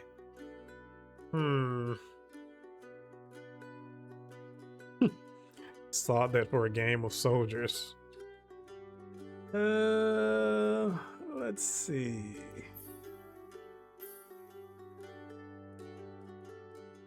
Sought that for a game of soldiers. All right, Ian, ready. That's everything that I might consider doing. Let's explore the sanatorium. Okay, so now we gotta hunt down some info. I don't know when the man is gonna be gone. Chop chop.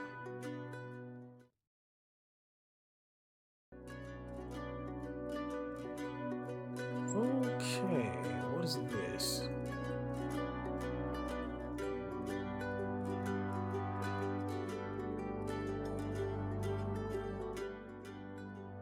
Thousands have lived without love, not one without water. In the corner of the room, a massive bathtub, a minimalist brass mixer tap, Parisian bath salts, clean, warm, fluffy towels. I've wanted a hot bath since I got off that damn train. No, since Milan. Turn on the taps. A cheering rush of hot water. I remembered to put the plug in just in time. Wait impatiently as the water rises. Vapor softens the air, fogs the window glass, beads greedily on the tiling. Increase the flow from the hot tap. At last it's ready. Vapors pour from the clear water like angel snake ghosts. Ah. Alright, gain one influence, forge, gain another influence with the heart. Disrobe and enter. A blissful period of entirely nothing.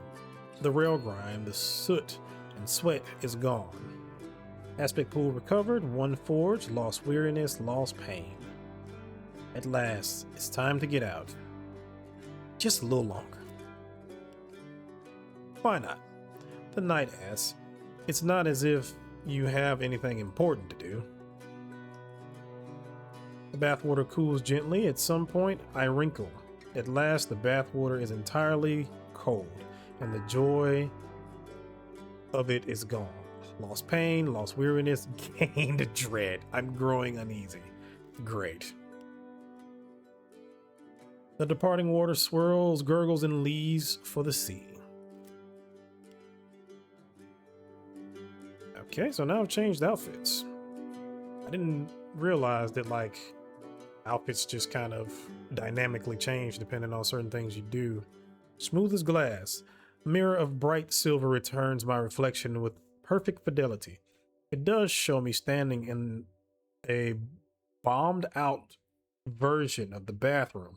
One wall missing, plumbing dangling from the brickwork like angled entrails, but since the wars, one learns not to be distracted by that kind of thing. Time for a shave? Sure.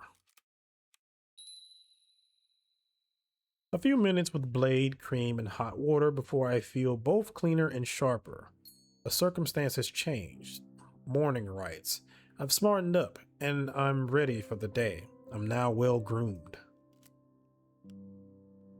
Alright, so now I'm looking even more fancy than I was before. So, what do we have here? Room number 1. Is this my room?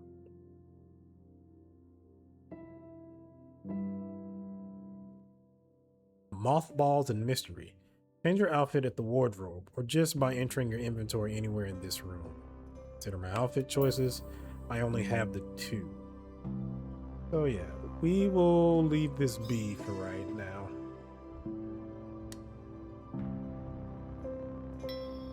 Whatever passes in front of this mirror, it displays only a shoulder of black rock between a scattering of snow. Sight, sense, and light are all sometime casualties of the wars. Huh. I've only seen these roses since the wars, magpie roses, I hear them called. The screwball rose, or dappled.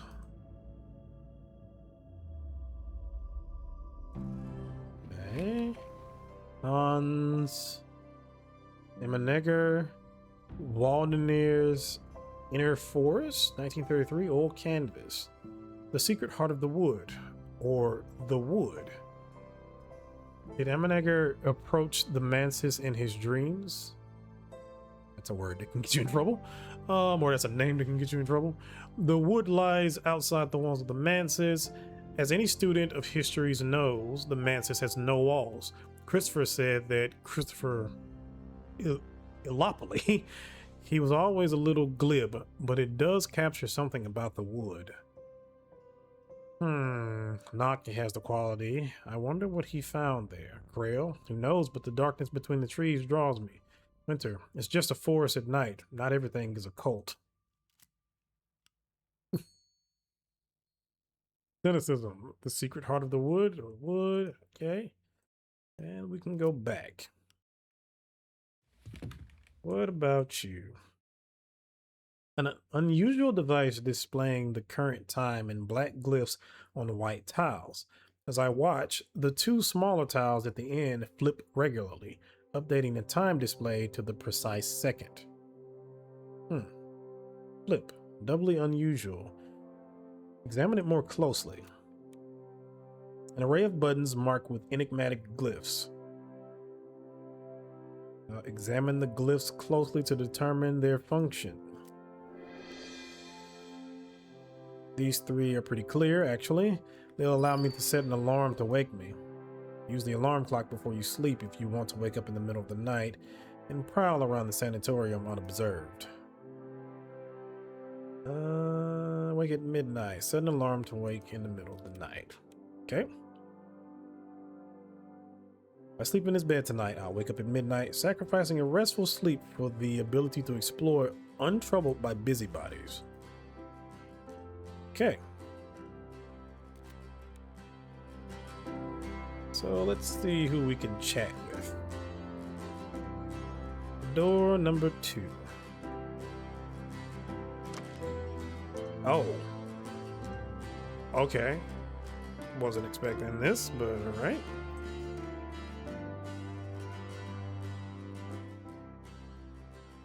Ma'am, your arm has some green stuff on it. Nightingale in green, a woman in green. In this part of the world, they would say she is between two ages. Her eyes are steady, perhaps a little cynical, not obviously unkind. Radia Lanchow? A new twist for our little exile knot. My name is Radia. Welcome to this house. Radia Vlachi approves +3 and is now very receptive. Her eyes flicker to my dressing gown. She looks faintly amused. I thought I'd lock the door. That's odd, but never mind. Bow my head and withdraw. A look of clear disappointment flashes across Radia's face before she composes herself. Hey. Why don't you tell me some diverting thing?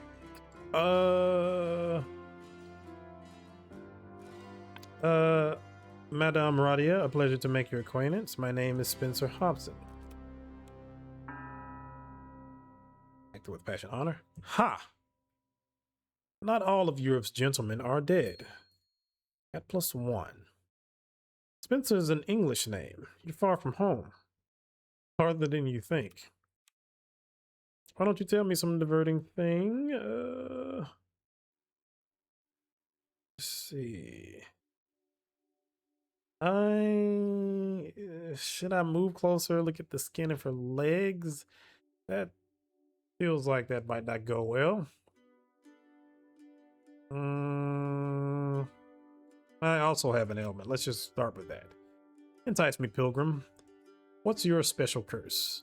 I was hollowed out by worms, although now I'm recovering.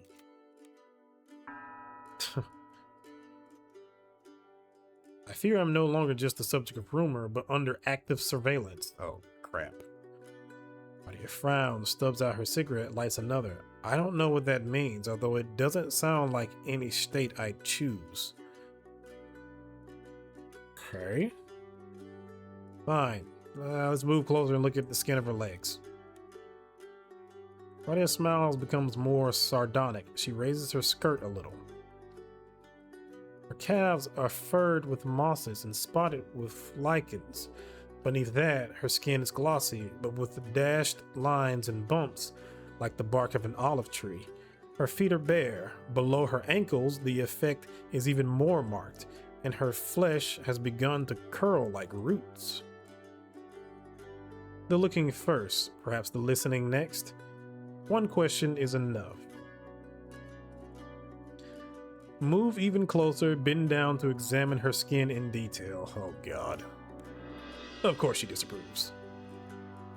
The wood of the chair has begun to bow and twist yearningly towards the flesh of her legs. The magazine is also crinkled with green where her hand touches it. The other hand, however, the one holding her cigarette, is almost clear of greenery. My little vice protects me, so it seems. Tobacco's poisonous, so our doctor says. Purge animalcules from my tainted skin, and we all know the deep wood fears the fire. Okay.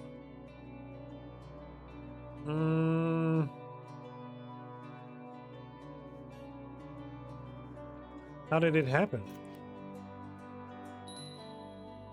The plague of leaves. It came to Epirus. It took the streets, the churches, then our flesh. We fled in sorrow, or we joined the green. But some of us did not leave when we might.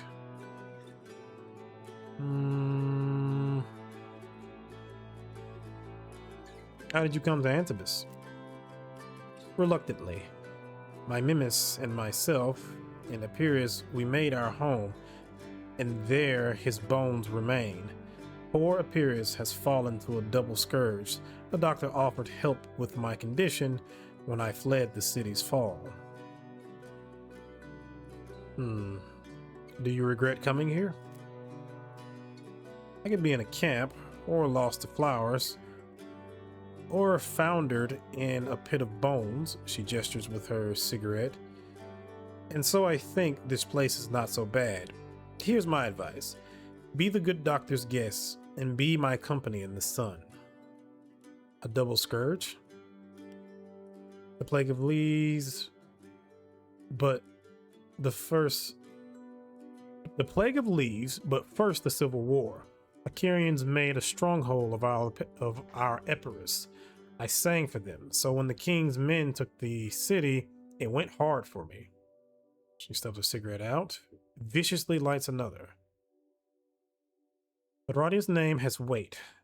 I made my mark with battle songs, against the enemy, and I stayed free when royalists were arresting Acarians. You're an Acarian? Patriot first, then everything besides. Against the enemy, we had no help except, that is, the stars and ministries. Our idiot king had fled, but now he thinks the throne is his to claim again, with British help. Oh, Pilgrim, look at what you've done to me. I'm talking politics, although I promised that I never would again. Another promise broken. Enough about Greece for now. Okay. I'm looking for a woman who was here in the sanatorium. Nina Lagasse. A man who seeks a woman always wears a certain air. It's one I know too well. Yes, I knew Nina. What was she to you?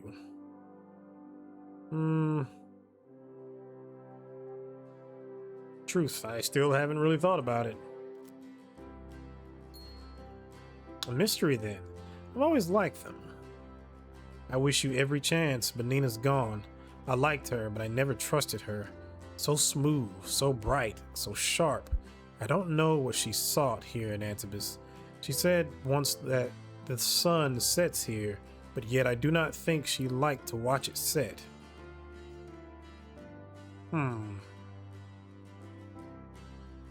Okay. I'm going to go, so do excuse me, Radia. I have to go.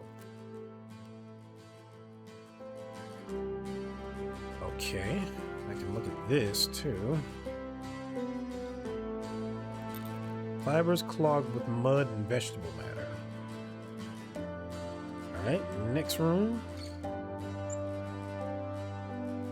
And whose is this? Don't see anyone in here.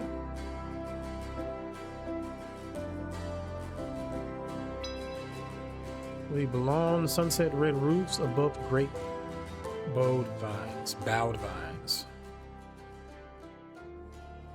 El Trinfe del Torcedero? Closed but not locked. Open it?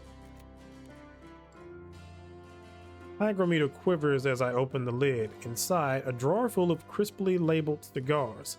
It's a humidor, a storage box designed to preserve a suitable moisture level so that the cigars neither dry out nor grow spongy. Examine the cigars more closely. Romeo y Juliet Churchills, all the way from Cuba. They're not even rationed. They're just wildly unavailable. How did Strathenkind come by them in a sanatorium in the unfavored end of France? Okay, compel Dr. A. Strathenkind has access to black market cigars. Was Aubrey involved in their provision?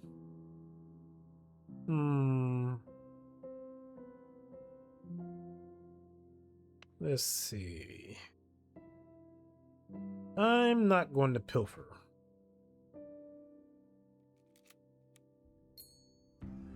Poking around his belongings would be embarrassing if I were caught, but I have my reasons. Petty larceny is something else entirely. Leave.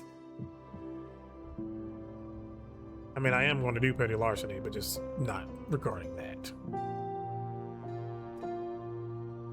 Oh, that's the well-groomed stat. Okay. On to the next room.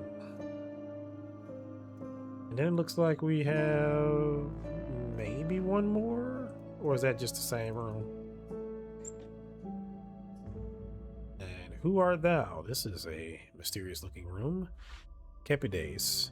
A wiry, handsome man. His eyes are hidden behind smoked glass goggles, rather like something an arc welder might wear.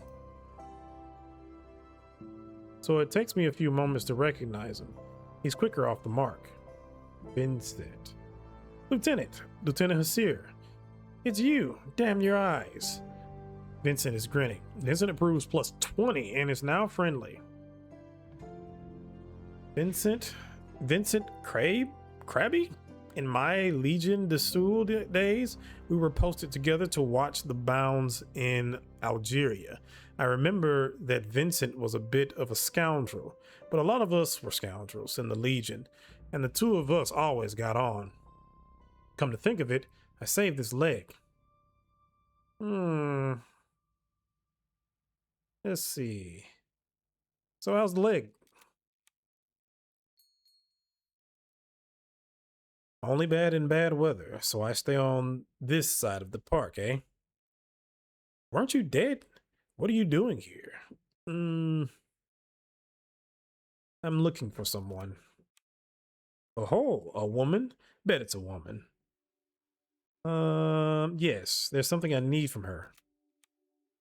Who is she then? What is she to you?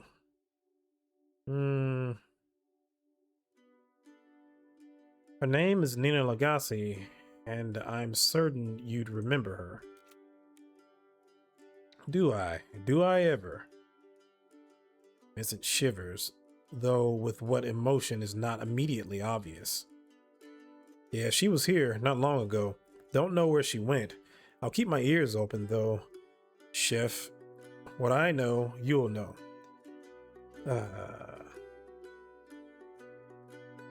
Thanks, Vincent. It's nothing, Chef. Listen, are you a visitor? Resident? Staff? Resident for now. Welcome then. On the other side of this curtain, well, residents are allowed to talk to each other. So go in there if you're feeling brave. What do you mean? Sorry, can't talk about it. Gives it power, but you'll be fine. It won't hurt another resident. See you about, Chef. Excuse me. What do you got me roped in?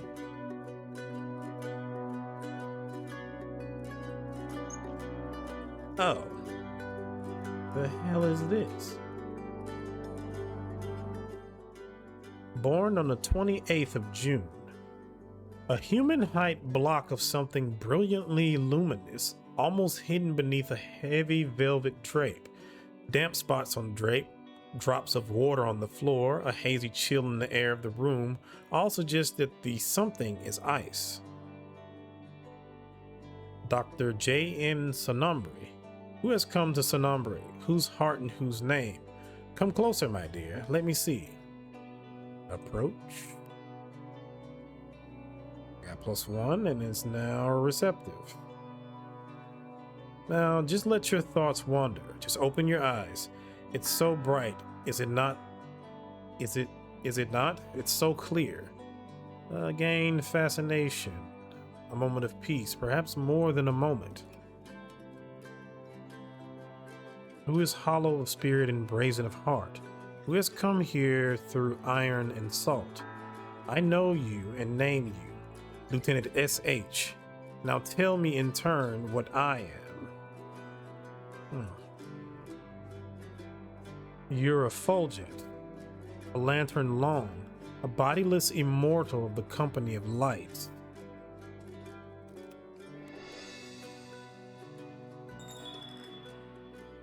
And you're trapped in a shrine here in the Wake because someone back in the Manses has destroyed your schrinery. No Fulgent would risk staying this long in a shrine of something as impermanent as ice. Dr. J.N. Sonambri disapproves and is now wary. Oh, okay. I acknowledge your insight, disparage your tact. We'll agree that it is as you say. Sonambri is listening. Tell her what you seek. If it touches her whims, she may help. Sonumbra's light pulses softly. Hmm. Are you a patient here or a prisoner? I have doctorates from Leiden, Nevers, and Bonn. I'm a colleague of dear Aubrey's. Sometimes. Okay. I'm looking for a woman named Nina Lagasse. The last witch of Lagash. A traitress. A fraud. Ah, of course. The compulsion of brass. None of us are ever really free, but I shouldn't need to tell you that, should I, Sonumbre? Come on. I've seen your poor spirit, remember, SH? You are bent by the sign of the gate. Well, Nina has left us, that much you must know. The director dreams brightly of why. Would you walk in his dreams, then, to learn of her fate? If you offer me what I must have? The presence that calls itself Dr. Sonumbre has offered to convey me to Aubrey's dreams, if I meet its requirements. Sonumbre's light pulses avidly. What was Nina doing here? The witch followed another, as you follow her, an old woman of Raveline blood. I concerned myself not with her beast taint and curse, but your Nina sought something from her. My heart thumps uncomfortably. Jealousy? Apprehension? Difficult to be sure. Gain memory. Contradiction. Okay.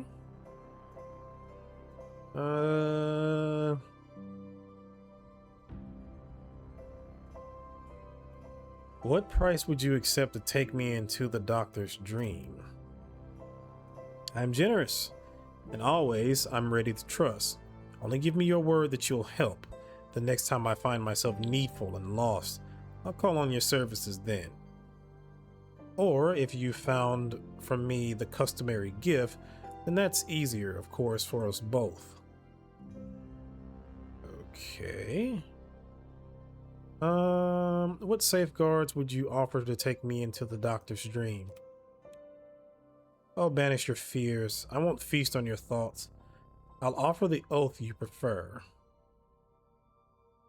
Consider safeguards when dealing with a lantern long like this.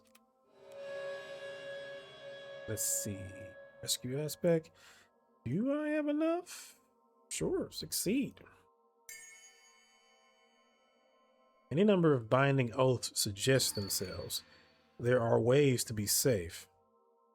All right, I'm ready to discuss an arrangement to enter the doctor's dreams.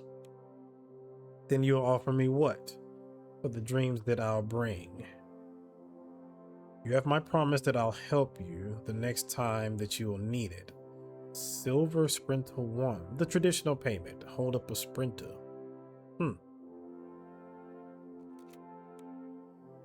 Ah, the sweetest of Spencers. How welcome you are, for that promise is all that I need. I swear that I'll guide you, nor draw from your strength, nor enter where I am not bid. On the watchman I swear it, the door and the eye, on his robes and his names and his light. When you sleep, say my name as you wait for the dark. Once, twice, and a third time, no more. Okay, the presence that calls itself Dr. Sonumbre is ready to convey me. All right. I look forward to meeting again on the other side of sleep, Shining One. A pity the Menses is barred to us both. I would like to speak more with your heart. It is rare to share history with one of your kind, but we'll have to make do with what's left. Okay. All right, so we'll go ahead and go. I have to go, but you will not forget me, petitioner mine. Sonumbre will dwell in your thoughts. Okay, and just go. All right, do you have anything new to say about this?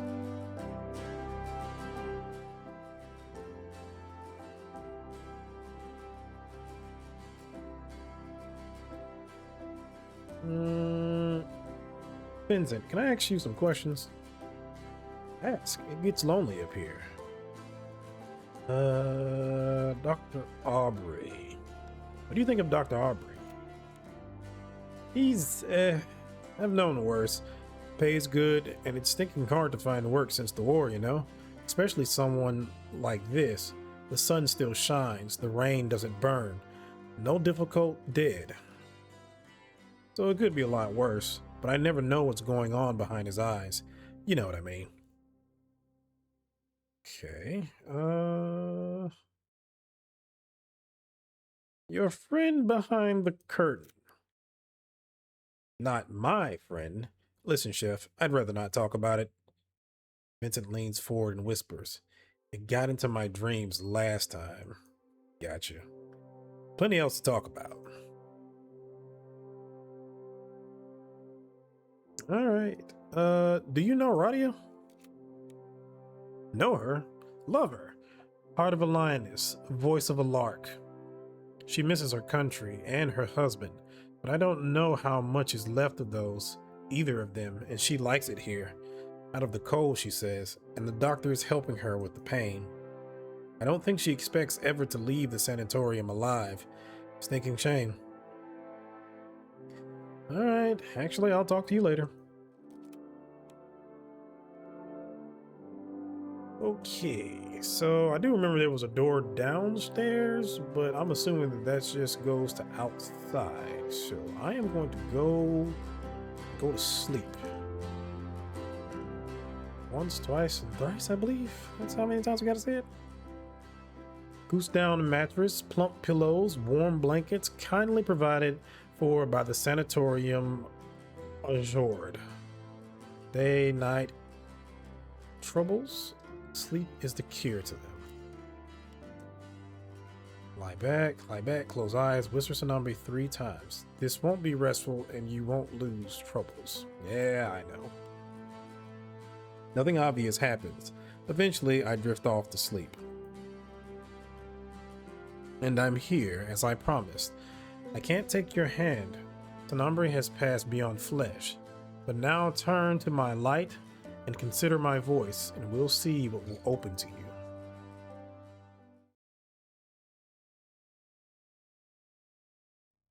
Something opens to me. Dreams. Oh, Lord. Ah, the weird will get weirder.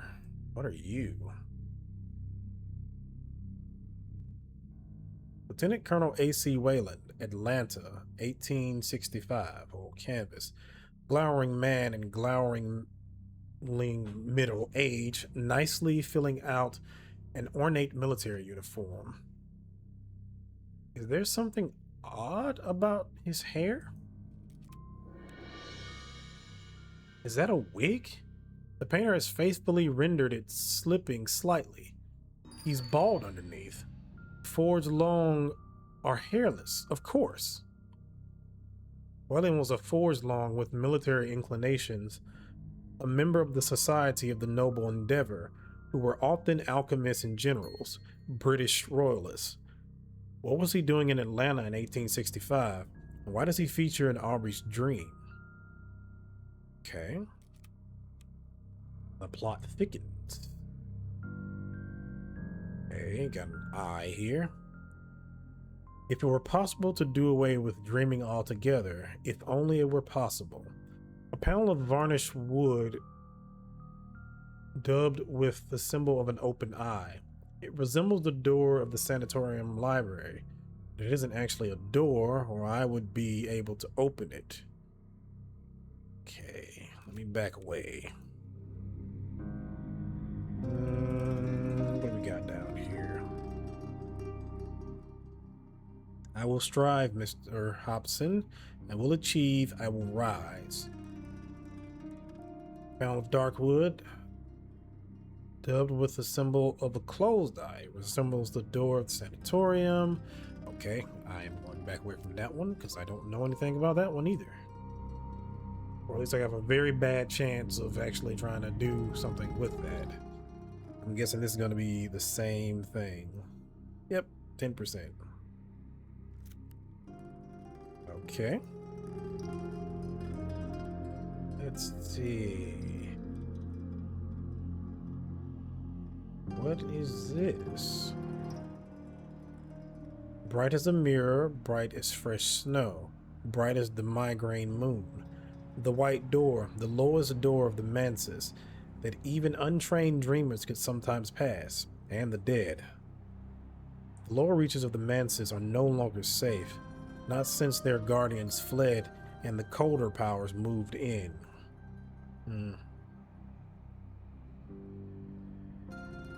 I guess I'm gonna have to try some of these. Sure.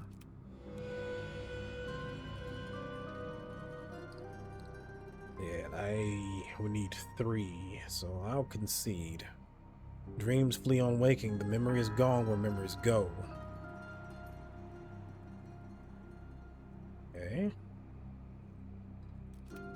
I'll retreat from chill behind the white rope. Oh, this is just open. Wait.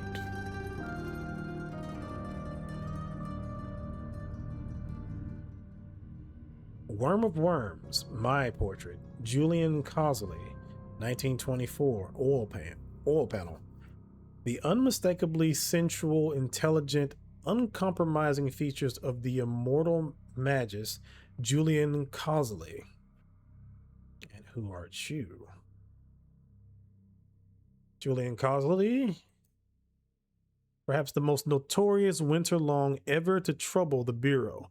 Winterlong cannot die before or after their appointed time, but Cosley was vanquished by a rising competitor, and since that time has been seen only in the strangest seasons. Okay. A quote from one of his works. Speech is a wound, silence is silver. There is no silver door, nor can there be, even in the moon's house. Cosley believed that it was language that debased the cross into mere humanity. As far as I can make out, Cosley never much cared if anyone else agreed with him. The unmistakably central, okay. It was an ending. The Bureau believed that he was killed by a rising competitor, but a Winterlong like Cosley could not die before the date agreed with his patron, any more than he could live beyond that date.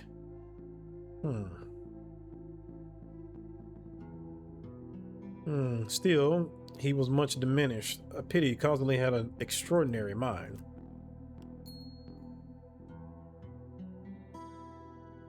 Okay, well, go on about my way. But why is this in his office?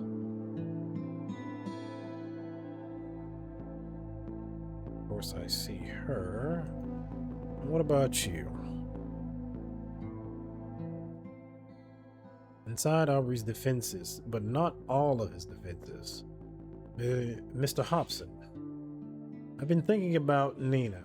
About Madame Lagasse, I mean. So I see. Oh, yes. Aubrey glances, startled at the image in the wood. This is a dream, is it not? How are you here?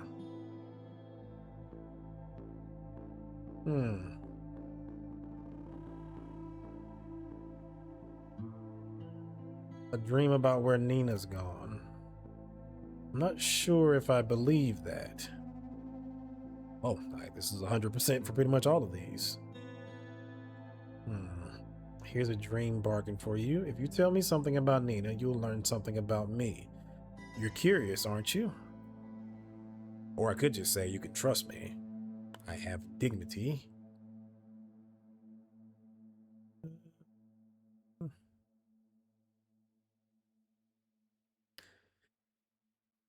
Or I could say eloquence. Believe it's true or it isn't true. And in dreams, nothing is untrue. Sure, I'll use eloquence. An elegant argument, monsieur. Very well. Nina travels with a circus. She left it to come here. She left here to catch up with it. The name of the circus was Rosamundi, and its next destination was the cities of Mamada. That is as much as I know. Okay.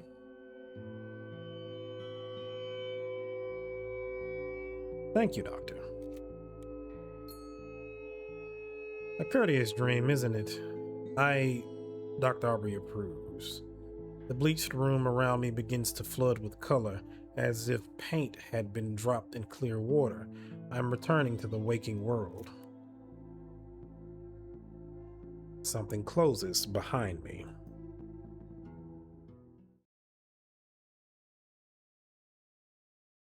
Back to the world. Waking from Mansa's dreams is often painfully abrupt, like falling from the sky or being cast up on a cold shore under a cold sun.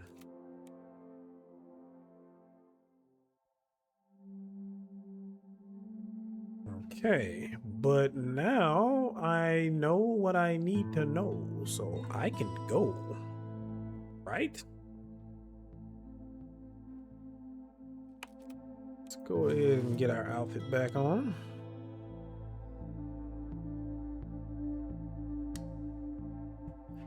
But also, I guess I will take a peek in the doctor's office as well.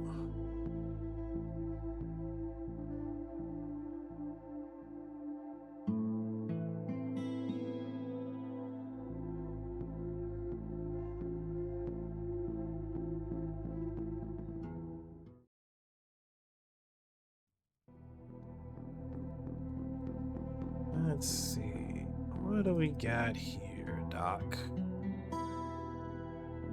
Or is there anything I can look at? Oh yeah, there's nothing I can look at. Huh.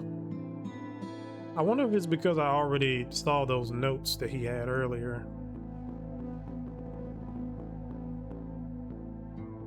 What's over here? This is just the kitchen. There's nothing in the fridge.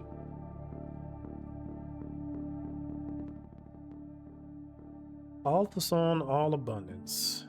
Gleaming Cream and Chrome. General Electric, one of the very brightest incorporates.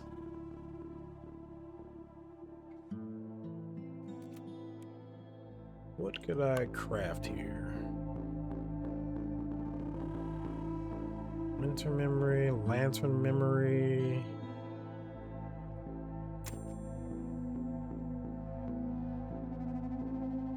Lord, I have no idea what's going on with this. Yeah, I'm just gonna leave this alone for now. I might play around with that in a few other playthroughs, but for now, let's just leave that alone. But I'm guessing now that I know where Nina is going, I can just leave.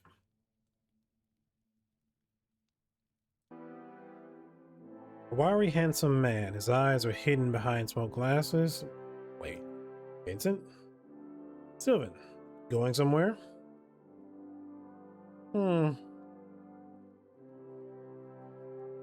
Away. Is that likely to cause difficulties for you? Heavens, no. Want company? Don't you want to know more about where I'm going first? Are we going back to Algeria? No. Good. I don't want to go back to Algeria.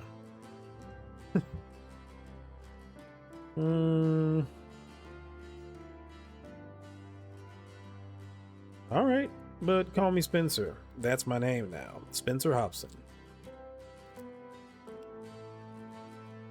Huh. All right. I remember you talked in your sleep in English. Okay, so Vincent is in my party now. Traveling together. This is your first companion. There are others. A companion will follow you, providing always skill, bonuses, and occasionally opinions. Certain story options will increase the skill bonuses. Nothing will silence the opinions. All right, let's skedaddle. Wait, can I not leave?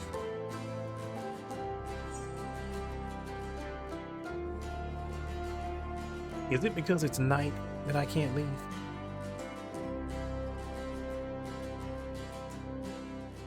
Well, there is that X right there. Crap. What do we have in here?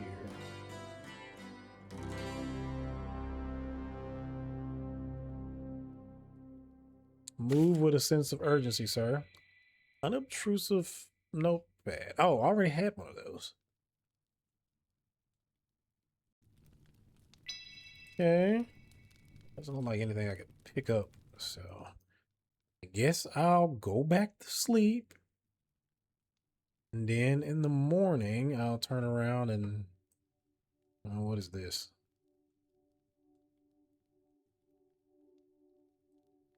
Oh, okay. That's just a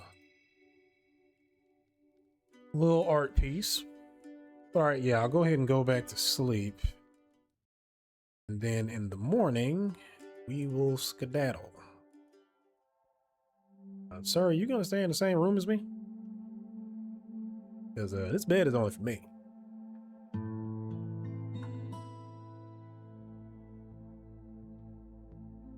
Okay, lie back, drift off, bring the day, return to unrestful sleep, wake in the morning.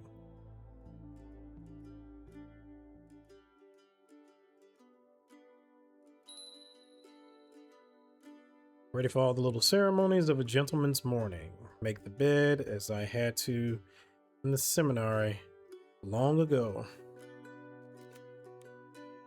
Tuck and straighten the bottom sheet. Top layer smooth and flat. Corners neatly mitred. Pillows straight and there.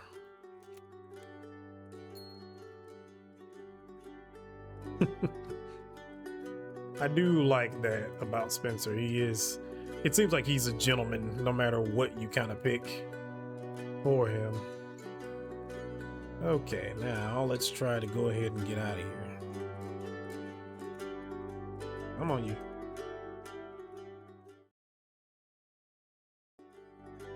Now again, can I leave? Okay, so yeah, now I can leave.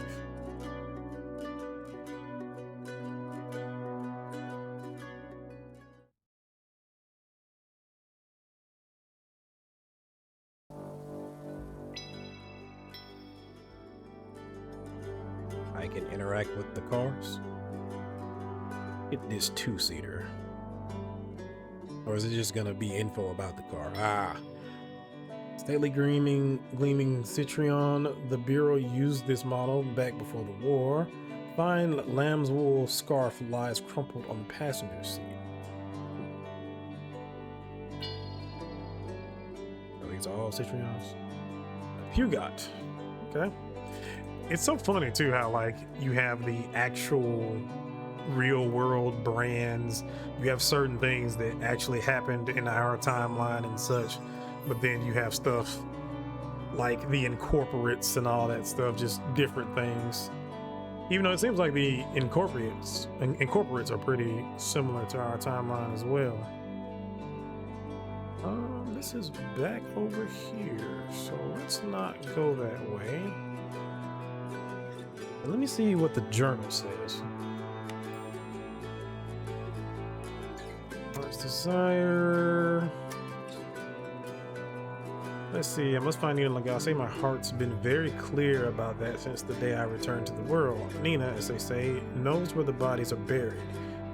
She travels with a circus named Rosamundi. They were due to perform in Minamata among the mountains and gorges of Lazir.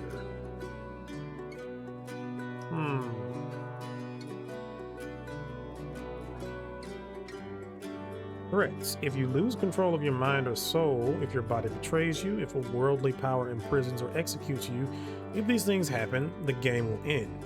The threat section shows what you need to worry about and how much you need to worry. Oh, okay. Debt to Sanam. Oh, okay. I did not see that there. I promised that I would help the Lantern Long Sonambra the next time that she's needed it. She hadn't asked for help yet, so we're just gonna go. And now that I think about it, that probably was a bad idea. You know, dealing with powerful beings and such. I suspect we're a powerful being too, but I don't know. Again, the lore is a little complicated. So yeah. But I will say I'm liking the game so far. I love the artwork. Um Music is a little repetitive, but I mean it's still good. And I especially like how the interactions are in the dialogue. A lot of times it's like a lot of times when you play these choice of games, you just kind of fall into a particular category or whatever. Like you're doing charisma, or you're doing, you know, the haughty guy, or you're doing, you know, a charmer or something like that, or just whatever.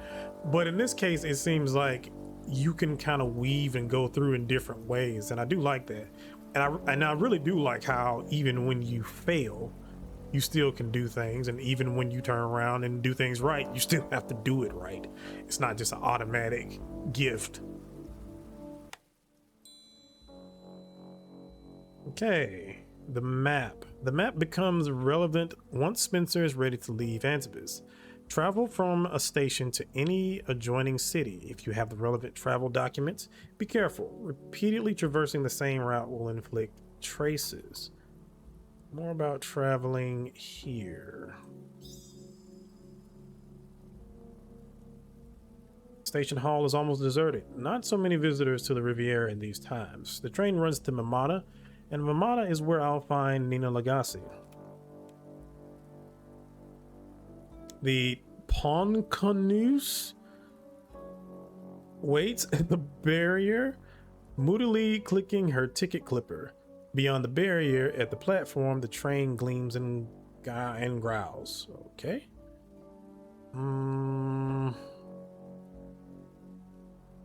Oh. Buy a ticket to Mamada for me and Vincent. Bluff my way through.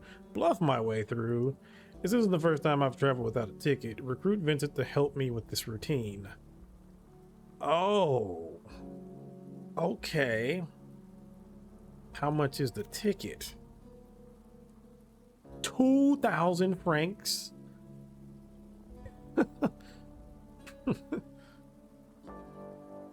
Upholstery, antimacassars, and slightly less chance of official interference. Crap. Second class, 1,000 francs for 2 tickets, 500 each. Less plush, but it'll still be a compartment, not an open carriage. Third class, 500 francs for 2 tickets, 250 each. Oh my god.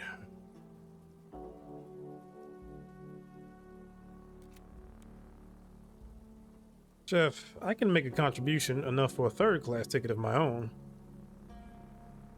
1,000 each for first class, 500 each for second class, 250 third. Vincent will contribute 250 francs. Yeah. Do I even have 250 francs? Let's see. I spent a lot of money. Oh, it's not gonna let me see it now. Third class. We'll both travel in third class. Pay 250 francs. Vincent will pay for his own. Good God. The trains here are better than the Desert Express, even after the wars. Together, down the platform to the waiting carriages. Board the train. Good to be on the move again. I think I might have outstayed my welcome here. Vincent approves and is now very friendly. The train's whistle shrieks with joy, and then its engines drive it forward into the night between cities. Sit forward and watch the journey. The pewtered surface of the Bay d'Anguis falls away. The rain slams the sky close. The hills rise around us. Aspect pools recovered 1 knock. Lost dread, lost fascination. At 0 fascination, my chrysophoria has faded. At 0 dread, my unease has dissipated. Okay. Oh, well then, here is the map. So we are going to Mata. This is where we're at. So are we gonna visit all these places in the full game? That is wild. Okay. Yeah, let's go to Mamata. Let's see. The French state, work, family, homeland. When the French Third Republic fell, the Rump government in the south joined forces with the enemy, preserving a kind of independence as Lieutenant Francas. As the enemy retreated, the state switched sides and joined the Allies. So where does this leave us now? With the Gaul and Darlin rattling sabers across a new carved border between a Rump Fourth Republic and an authoritarian para-fascist state. God, okay. Okay, a town in the forest is the forest in a town. Now, enter requirements, at least one of these. Spencer can travel here without crossing a border. The route will remove 5. So can I click on all of these? Oh yeah, I can. Nantes, ravaged by the enemy, smashed by the Allies, scoured by the trials of collaborators. Not yet. Travel to Mamata first. Travel restricted for now. Soon all Europe will open to you, as long as you can obtain the right documents. But right now, there's only one place you need to go, and that's Mamata. Okay. Go to travel. Lost 5 trace. I'm no longer under surveillance. Lovely. Safely across War Wasteland. Good. You don't have to enter a destination when you arrive there. You can keep moving if you have the right papers, but you will usually want to enter. The first time, you certainly should. Okay.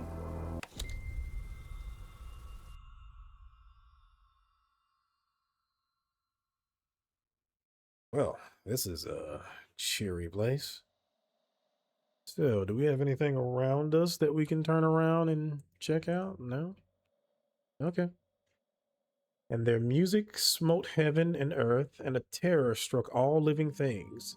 The train's roar fades into the distance. Its echoes follow like beggar children. A clinging, loomy silence falls. Listen. Not quite silent. Bird song, leaf rustle, and off from behind the post office, the faint strains of Melodian. Circus? I've reached Mamata and I've found Rosamunde. Almost there, but not yet. You are Spencer Hobson, Sylvan Hasir, Father Brass, hollow of spirit and brazen of heart. This has been the Traveling at Night demo. We are Weather Factory, Lottie Bevan, and Alexis Kennedy, and we look forward very much to bringing you the whole game. Applaud graciously. Acted with passion and honor. Yes, exactly, yes. Okay. Demonstration concluded. Europe awaits. Mamata, where the red nuns look down on the beasts of the town. Kane, where the new king's cataphalog smolders. Mahogany under its amber. Berlin, red litten. Prague, cross-hived with its stairway ever down. And at last, your final destination. You're the one who passes every door. Conjure your new self. Confess your schemes. And just when they think they have the measure of you, disappear. Think someone else might enjoy this? Send them the link so they can wishlist it or try the demo. All right. I really enjoyed that. Again, there's a lot of stuff there. There's a lot of stuff that I didn't understand. There's a lot of lore bits that I'm gonna need more info on, but still, I really did like it, and I like the way certain things kind of work. I'm gonna have to play this a few times so I can get more lore and I can get more into the codex of the game and such. But yeah, this was really fun. I like the designs and stuff. I think the only complaint that I had is that I wish there was some more music. I wish there was more variety when it came to it, because you know that kind of breaks things up. But yeah, this was still really good. I really liked it, so I'm definitely going to check it out one way or the other. I don't know if I'll play it on the channel, but I will check it out when it comes out, and I'm definitely going to play it. So that has been Traveling at Night. So if you like the video, like the video. If you want to see more content like this, subscribe. I have a lot of things on the channel, and I will have many more things in the future. If you have any questions, comments, or concerns, please feel free to leave it in the comment section, and I will get back to you as soon as I can. So thank you for watching, and I'll see you in the next one. See ya.